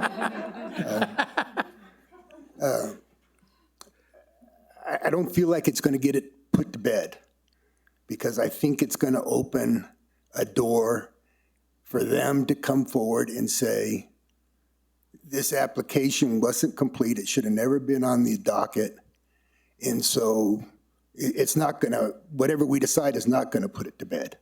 I think it just opens the door to more legal activity.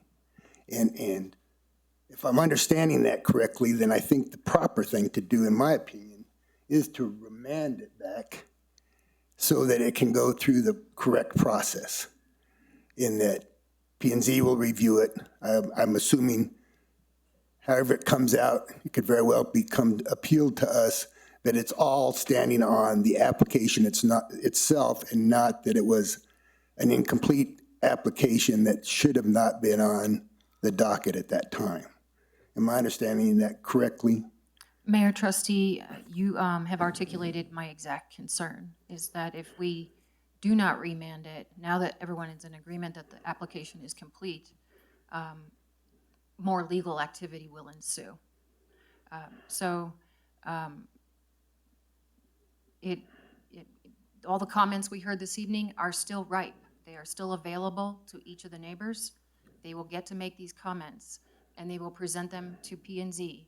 But P&Z will have before it a complete application, and then can properly consider the complete application, consider the public comments that we heard this evening, and again, I assume in June at the P&Z, and make their decision based on a completed application and public comment.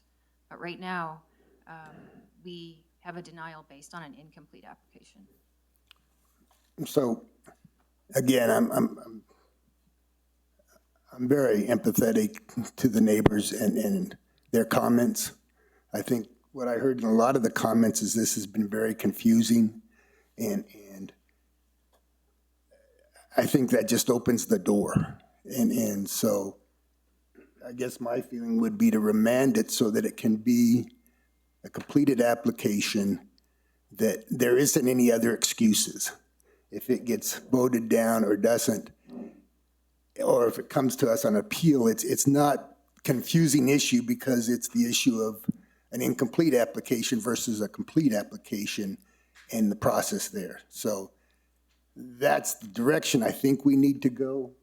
And I guess I feel like that's the way we have to go, and I sort of apologize to the neighbors to put you through it for a longer period. Thank you, Trustee Lewis. Any other comments from the trustees? I just have one comment. Oh, sorry. I agree with everything that Trustee Lewis just said. Is there, I have a question for Attorney Winter. Is there a limit to the amount of times that a person or a property owner can re-up their request? Mayor, Trustee Radonovich, there didn't used to be, but there is now. And this application caused that correction, and I would turn it over to Director Justice, and she can explain what we just did yesterday, I think. Right. So Trustee Radonovich, Mayor, trustees, so this application was the impetus for some changes to our application forms so that all of this information is up front for any applicant for any application that can either be administratively approved or goes before a public hearing. We basically say no incomplete applications from this point forward. Well, this was back in December, no incomplete applications from this point forward. And that means all supplemental documents. We included a checklist that didn't used to be included in all the applications to explicitly tell everybody what we needed. And part of that leniency in the past was because our application forms didn't say everything that needed to be included. So, you know, somebody would be missing something and, oh yeah, don't forget you need this thing too. So at this point now, all the application forms are very clear about what is required to be considered a complete application. And I'm hoping to make some changes to the application forms this week that include that no changes will be allowed post-submittal. So if somebody misses the deadlines that are available on our website, they will have to apply the next month. Thank you, Tiffany. I want to apologize to all of you that live nearby as well. I actually have a similar situation in my neighborhood, and we've had to call the police late at night because of parties that are happening at a part-time absentee neighbor rental right across the ditch from where I live. So I do sympathize, and I feel really bad, like Trustee Lewis does, about how this is unfolding. I don't know that I agree that it should be remanded back, but I also don't agree that it should be, no, I won't go there. So anyway, nothing else to say, Mayor. Okay, go ahead. So my understanding is that if we didn't remand this back, we would be deciding on an appeal based on an incomplete application, and it would open the door for them, if they lost, to come back with a complete application. Is that my understanding? Mayor Trustee, if you do not remand, then we would schedule this for hearing on the appeal at the next available opportunity. And you would be hearing an appeal of a denial based on an incomplete application. So depending on your decision that day, it would likely go to district court again. And I am not completely comfortable with how the district court would view the village ruling on a denial of an incomplete application, given ordinance language that requires the planning and zoning director to only process completed applications. So that's the difficulty. That was my understanding, and as I said, I apologize that we have to take you through this process, but I think to try to end this once and for all, it needs to be remanded back so that it can be a completed application, win or lose, appeal come to us, then there's not a question out here of an incomplete application versus an application, which I think will just continue to confuse the matter and keep the door open. And so for me personally, I think the correct action is to remand it, and I apologize for that decision. Any further discussion from the governing body? Mayor, I have one more Yes. question. Attorney Winter, is there any kind of arbitration or any kind of mitigation other than remanding it back to the Planning and Zoning Commission, to Planning and Zoning to deal with a remand? Mayor Trustee Radnovich, not that I'm aware of. Tiffany has cleared this for, assuming that you vote in the affirmative to remand, she has cleared this for hearing in the June meeting of the P&Z. So that's pretty darn quick. If we go the route where we're pursuing district court litigation, this will be pending for a year or more based on our previous experience. Thank you. Any further discussion from the governing body? Being none, I'm going to call for the question, call for the roll call vote. A vote yes means to remand, a vote no means to not. Trustee Pacheco. Yes. Trustee Lewis. Yes. Trustee Radnovich. Yes. Motion passes 3-0. Item 11 is new business. 11A, discussion and approval to advertise ordinance number 286, repealing Chapter 4, Article 5, alarm devices and systems from the Village of Los Ranchos Codified Ordinances. Public Safety Liaison, Fred Radosevich. Thank you, Mayor and Board of Trustees. What we're asking you to do is authorize the village to go ahead and advertise to repeal this ordinance.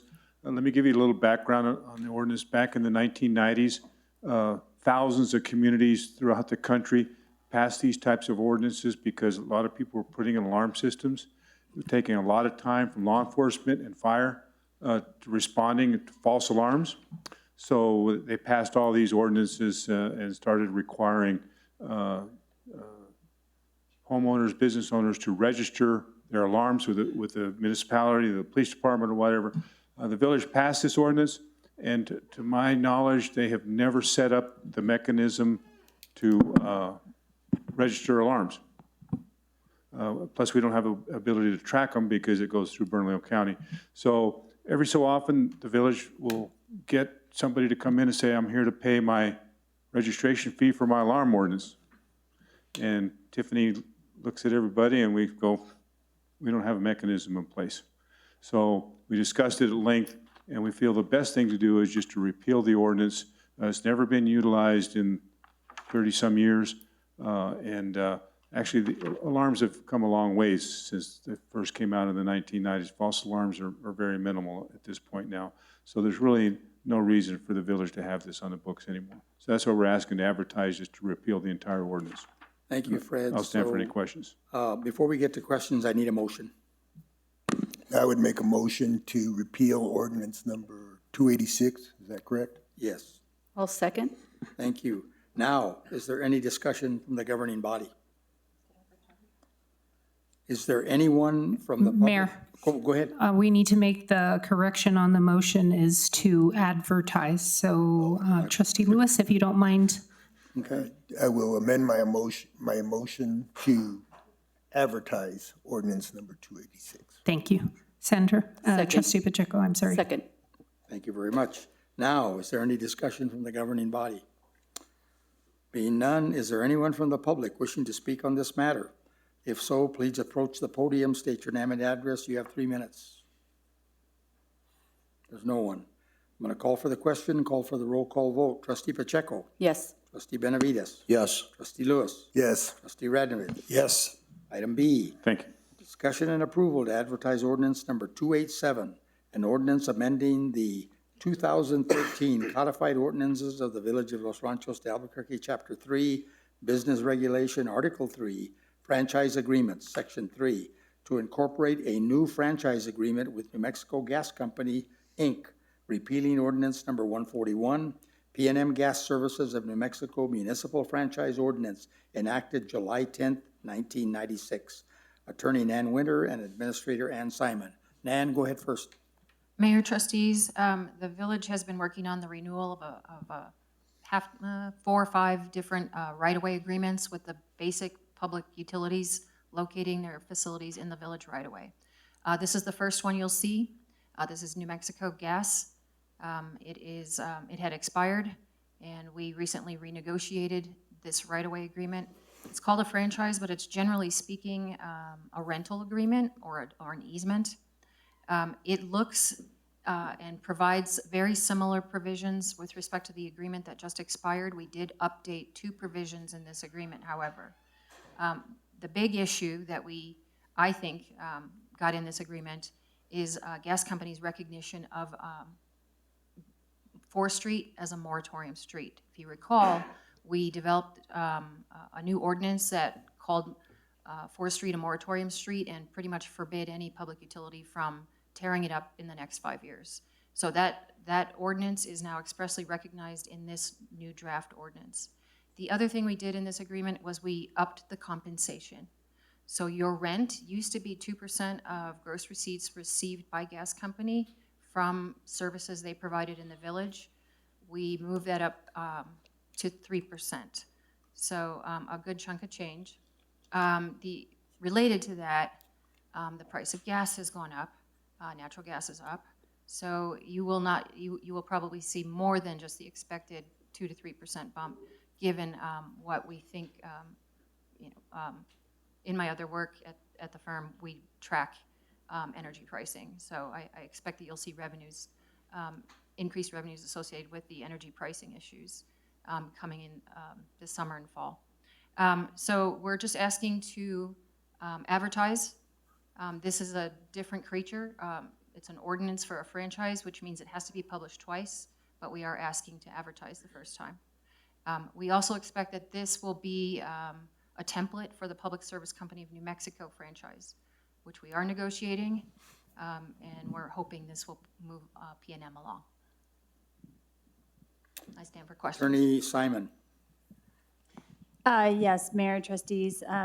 As Attorney Winter said, this is one of many franchise agreements that we're negotiating, and we were very pleased that the gas company was amenable right away to increasing its percentage rate by a percentage point from 2 to 3%.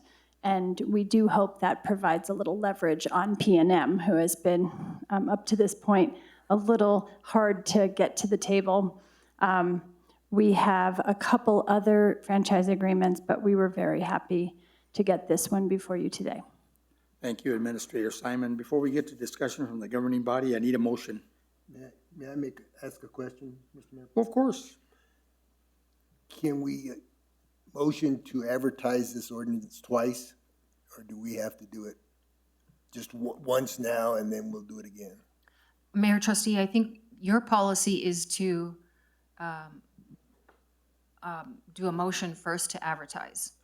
And then most jurisdictions don't do that, but that's your policy. So we're putting it up front that way this time.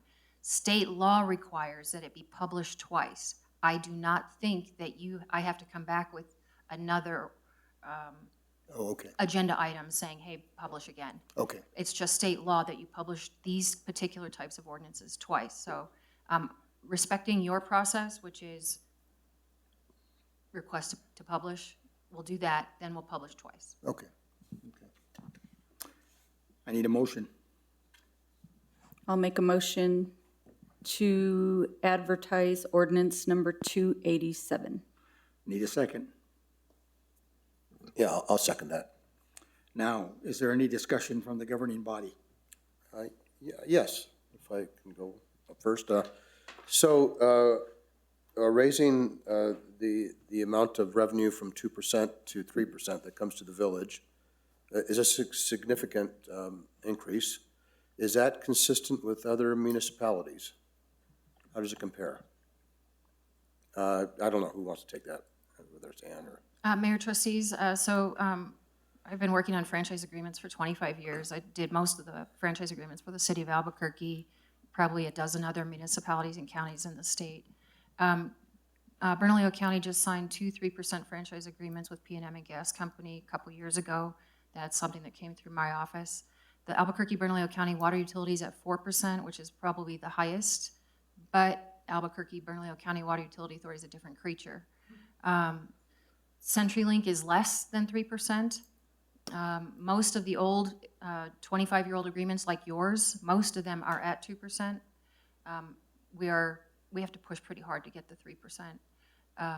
But statewide, 3% is pretty good, and they're moving in that direction. Comcast is at 5%, but that's because it's federally regulated. That's a federal 5%. So P&M and Gas Company have been consistently at 2%, and as these things renew at the end of the 25-year marks, we're moving them to 3%. So it took some cajoling, but we got them there at the 3%, a little quicker than I expected to get them there. Thank you. Any other questions from the governing body? Is there anyone from the public wishing to speak on this matter? If so, please approach the podium, state your name and address. You have 3 minutes. Being none, I'm going to call for the question. Call for the roll call vote. Trustee Pacheco. Yes. Trustee Benavides. Yes. Trustee Lewis. Yes. Trustee Radnovich. Yes. Item C, discussion and confirmation per Article 1 Municipal Court, Section 11.1.8. B, candidates for the panel. The municipal judge, the mayor, or any member of the Board of Trustees may submit names of individuals who are qualified to serve as temporary judge for consideration of the Board of Trustees. A, Cristina Aguirres, alternate municipal judge, is recommended. So Judge Diane Albert, you're still here. Do you want to tell us a little bit about Cristina?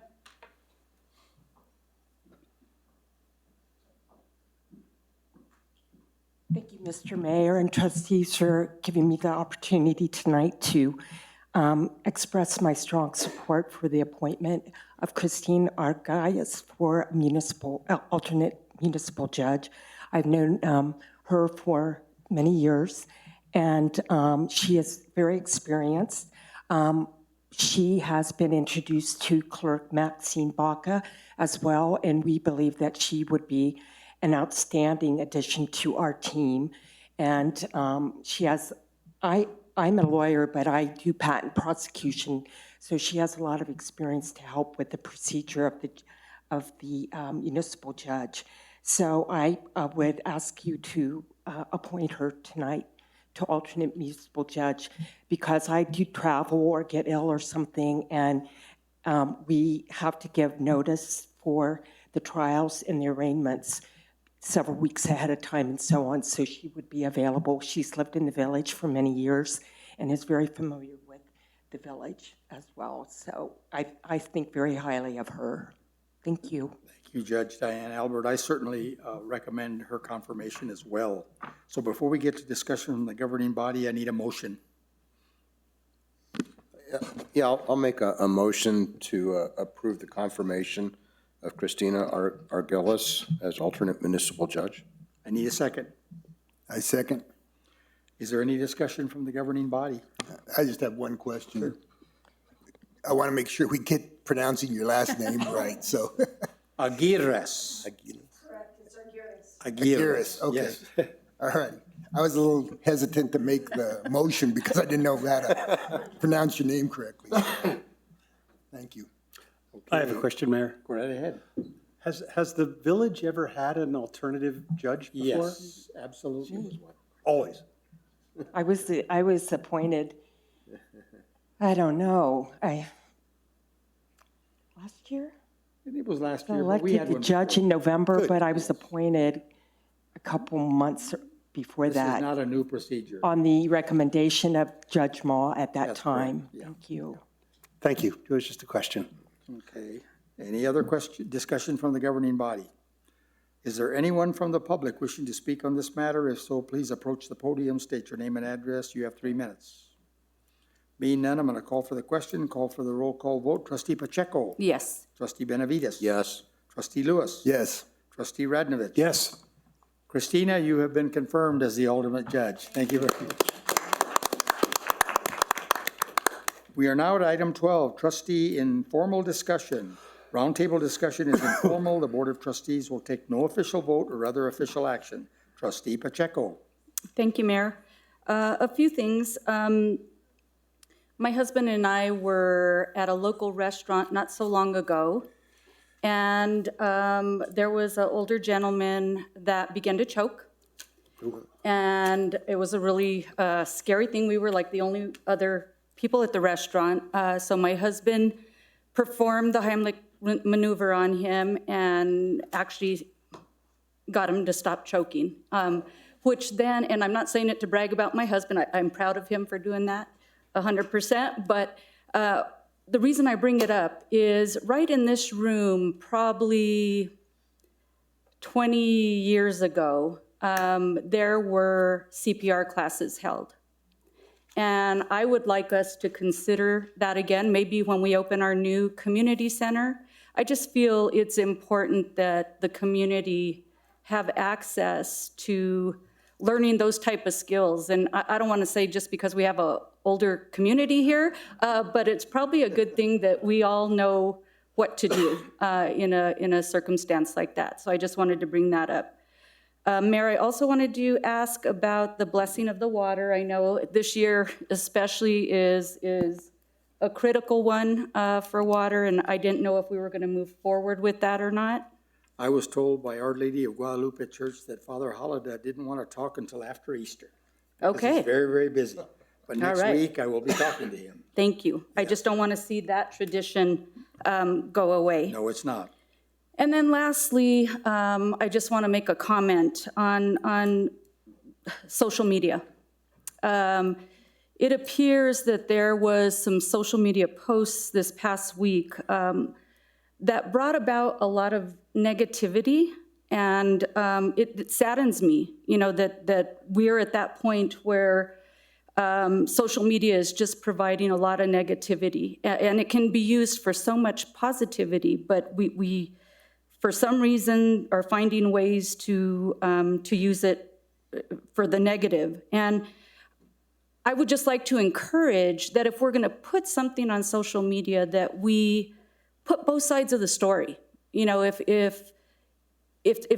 and social media is a great tool. I think we'll all agree to that. But I feel like if social media, if something's going to be communicated via social media, it really needs to communicate both sides and the full story. And if there's only one side posted, and that's what people are hearing, I also want to encourage those that are reading social media posts to take action and really research. I mean, what is really happening? You know, what are both sides of the story before taking action? So I really just felt compelled to mention that. I hope that, you know, that we can move forward from that negativity. I hope that we all understand and know that we deserve a full story when seeing something on social media. And we don't deserve to have misinformation. And I think that's what occurred recently. And I just hope that we don't see that anymore. Life is so much better when we unite people versus divide them. And I think that that's got to be the steps that we take moving forward. And I just felt it necessary to make that comment, you know, for all of us to consider for the future. And I don't want to end it on a negativity. I want to wish everybody a very blessed Easter holiday. Thank you. Thank you, Trustee Pacheco. Trustee Benavides. Yeah, let me comment briefly about the Paseo del Norte open space and the Chinese Siberian elm trees and the fallowing and the shortage of water, and also talk about the cottonwoods. This is all very, very complicated for us, and I think we have a responsibility to deal with it.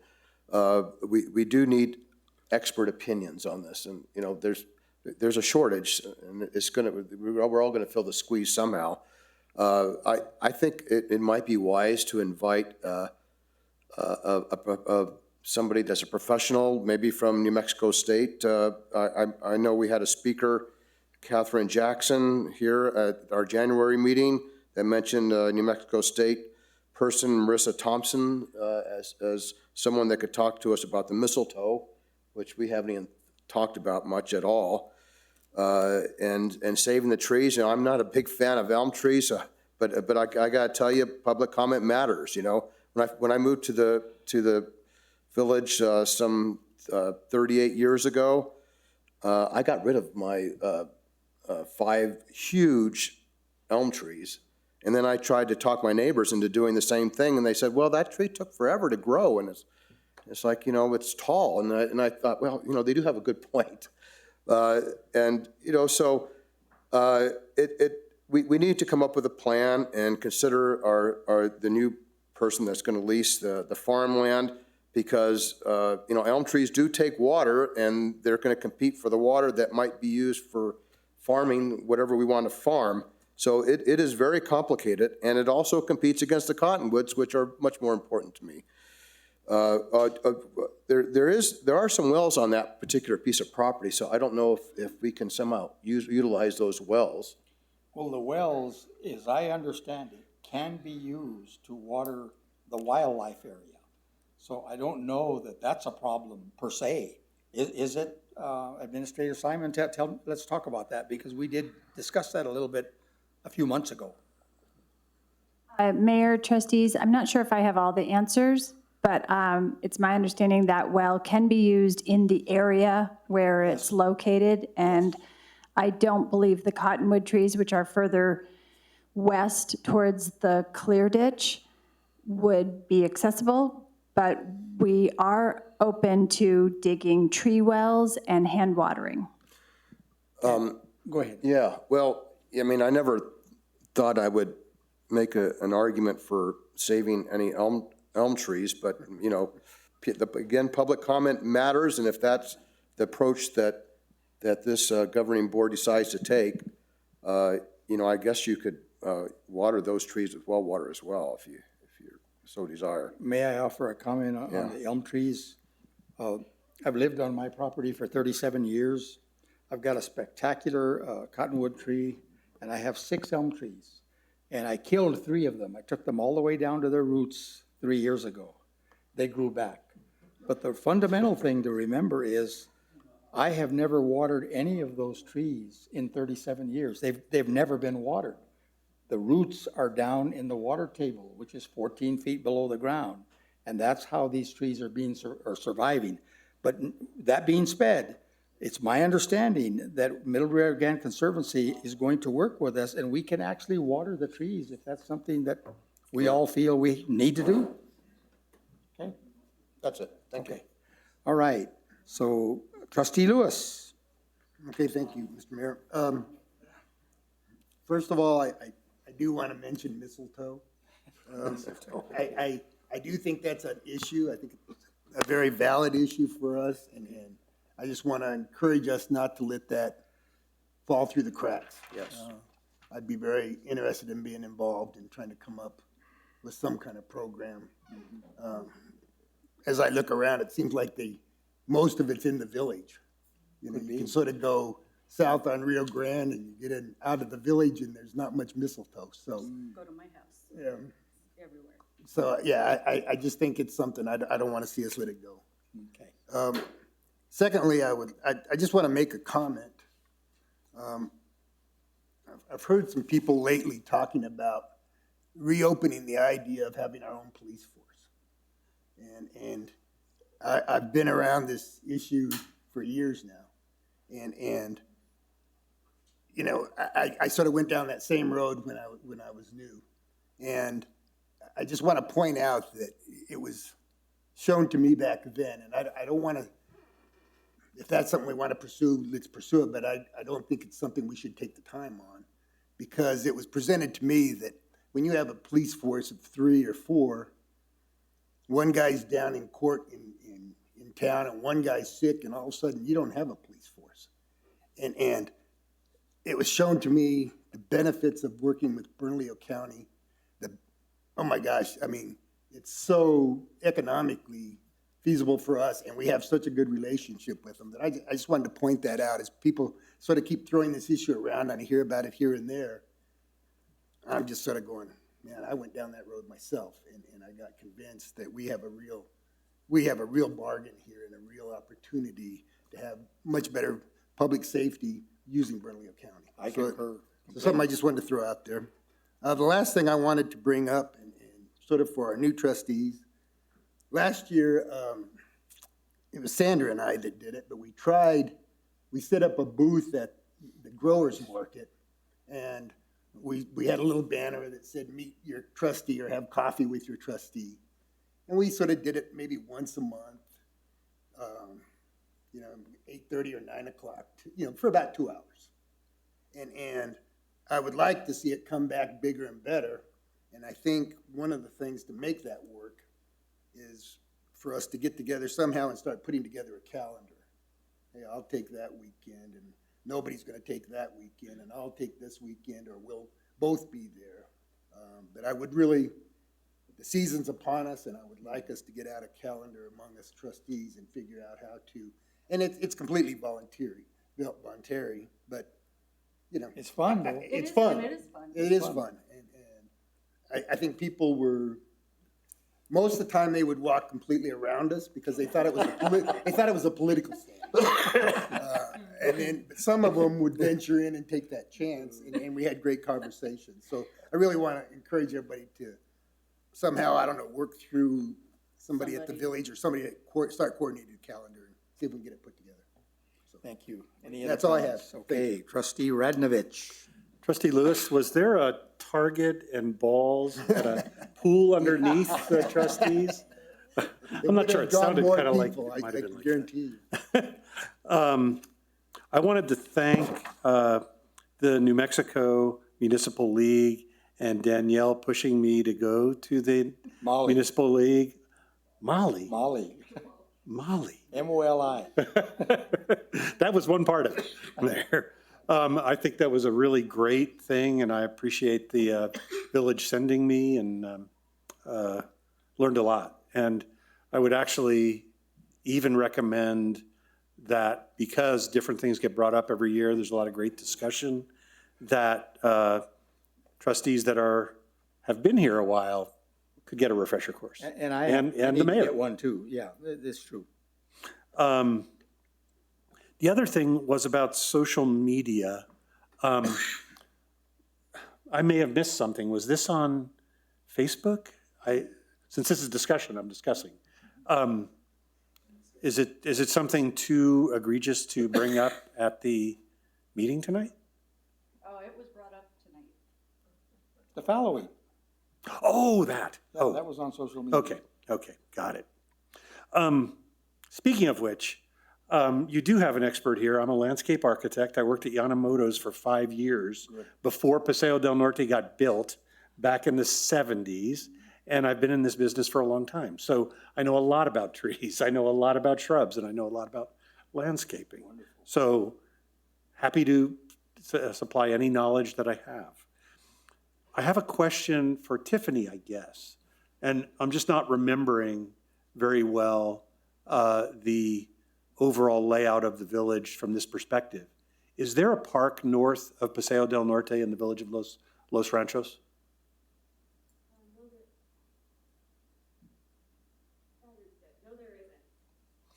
So, however, and Administrator Simon, you might tell them about the property that's just to the north of El Pueblo Road. What our I think I plans know are. about that, Mayor. Oh, okay. then Yeah, you yeah, already the know. one that's part of the 4th Street. Yes, Yes. we're gonna make that a park. We can, if we want to. I would suggest my company does quite a bit of parks and recreation planning. We do master plans for cities and villages and towns. I'm not trying to sell our company. No, I understand. But the way that you plan parks is not just to put one Of course. in a place. The way you plan parks is where there's a need for a level of service. And if it's right on 4th Street, it's not that quiet zone that people were talking about tonight. And so I bring back the idea that the Paseo North open space may not just be an open space. It's acting as a park for those people north of Paseo del Norte. And I can see how some of the people north of Paseo del Norte, there's probably a few in the audience, feel slighted possibly by not having that. And so while it takes water, and I have been a proponent of water conservation. I was on the governor's task force on water conservation when Governor Richardson was governor. And so I'm a water conservationist and a water conservation advocate.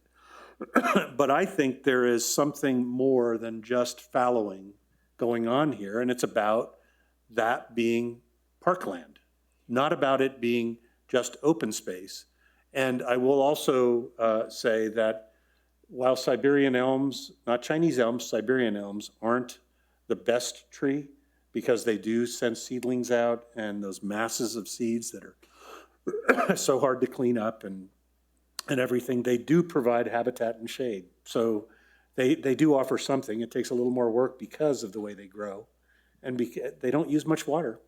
Also, the way a tree grows, Mayor, is that they really don't go down 14 feet. Trees grow out, not down, except for ones with tap roots, mostly pines. And so they're not hitting the water. They're just growing from the water that they get. That's in the soil? That's in the soil that falls. Well, if that's true, then doesn't that matter everywhere in the valley? Sure. All right, okay, you've answered my question, because I was trying to figure that out myself. But I think part of what you're saying is, and this is very interesting, and I'll ask Administrator Simon, don't we allow everybody to use the open space? There's no lock gates out there or anybody chasing people off. There's no Thank you. park ranger. I mean, tell us about that. Mayor, yeah, thank you, Mayor. Trustee Badnovich, it's still open space. And There are always still will be. trails. There's still access. You can bike and walk. And the only thing that has changed is that we are going to fallow the 2 fields that are currently farmed. And they have been farmed. It's not open space. I don't know how you want to define it, but it's farmed land for 14 years. And this new farmer wants that land to rest. So it's a fallowing of those 2 lots. It's not locking the gates. It's still a park. It's still open space. I totally get that. I totally understand, and you're correct. But it is a borrowed landscape. It's a landscape that when people walk by is green, feels cool, looks nice to their eyes, and they have shade and trails. So I'm just saying, again, and it's something else I was going to bring up, letting the public know our plan is really important, and that there aren't any parks in Los Ranchos north of Paseo del Norte, and this kind of acts like a park, and parks don't get fallowed. Parks grow grass. Now, granted, these are pastures, but there is something to be said for open space that has some green. So I just wanted to say that. I'm not agreeing or disagreeing with those that are fallowing. Fallowing works very well, and it does a good job of regenerating. But we might want to consider how that comes back and ask the farmer for a plan, if you haven't already. And not just a written plan like this, but a physical graphic plan that shows what he's planning to do, that Can- that the people of the village could take a look at. Absolutely. Mayor and Trustee Radnovich, just to respond, you will get a plan. We have not yet finalized negotiation with the new farmer because the old farmer is not yet off the property. Oh. But as soon as we sit down, that is part of the requirement of being the farmer, is to come every year and submit an annual plan. So you will get that. Okay. So a parkland-like open space, I would recommend, since we have no parks in that part of Los Ranchos. I've heard from a few constituents in the past 2 weeks. I've gotten 2 calls, two, not a few. But there are people in the village that believe that we need to have more transparency. And I'm not saying that we don't have transparency myself, but when people not recognize it, but when people see it that way, it does create a little bit of a questionability. Sure. And so, and one of them was about the open space. Sure. So I just bring that up because I think hearing from the residents is really important. Of course. And really listening to what they have to say is really important.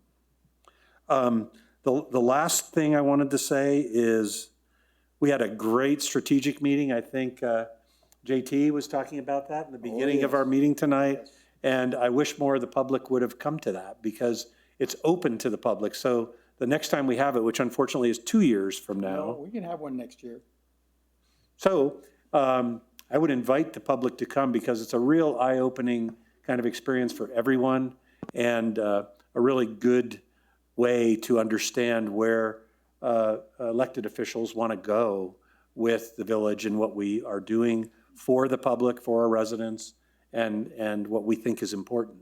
Because you might have some thoughts on that too. So that was my last comment, Mayor. Okay, meeting is now adjourned. It's 9:36, and I need a second.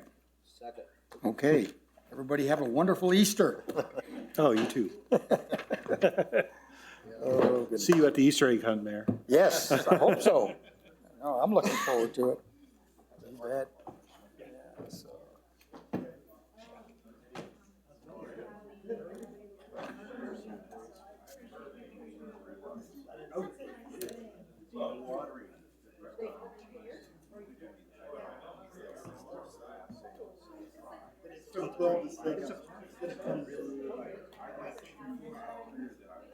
Some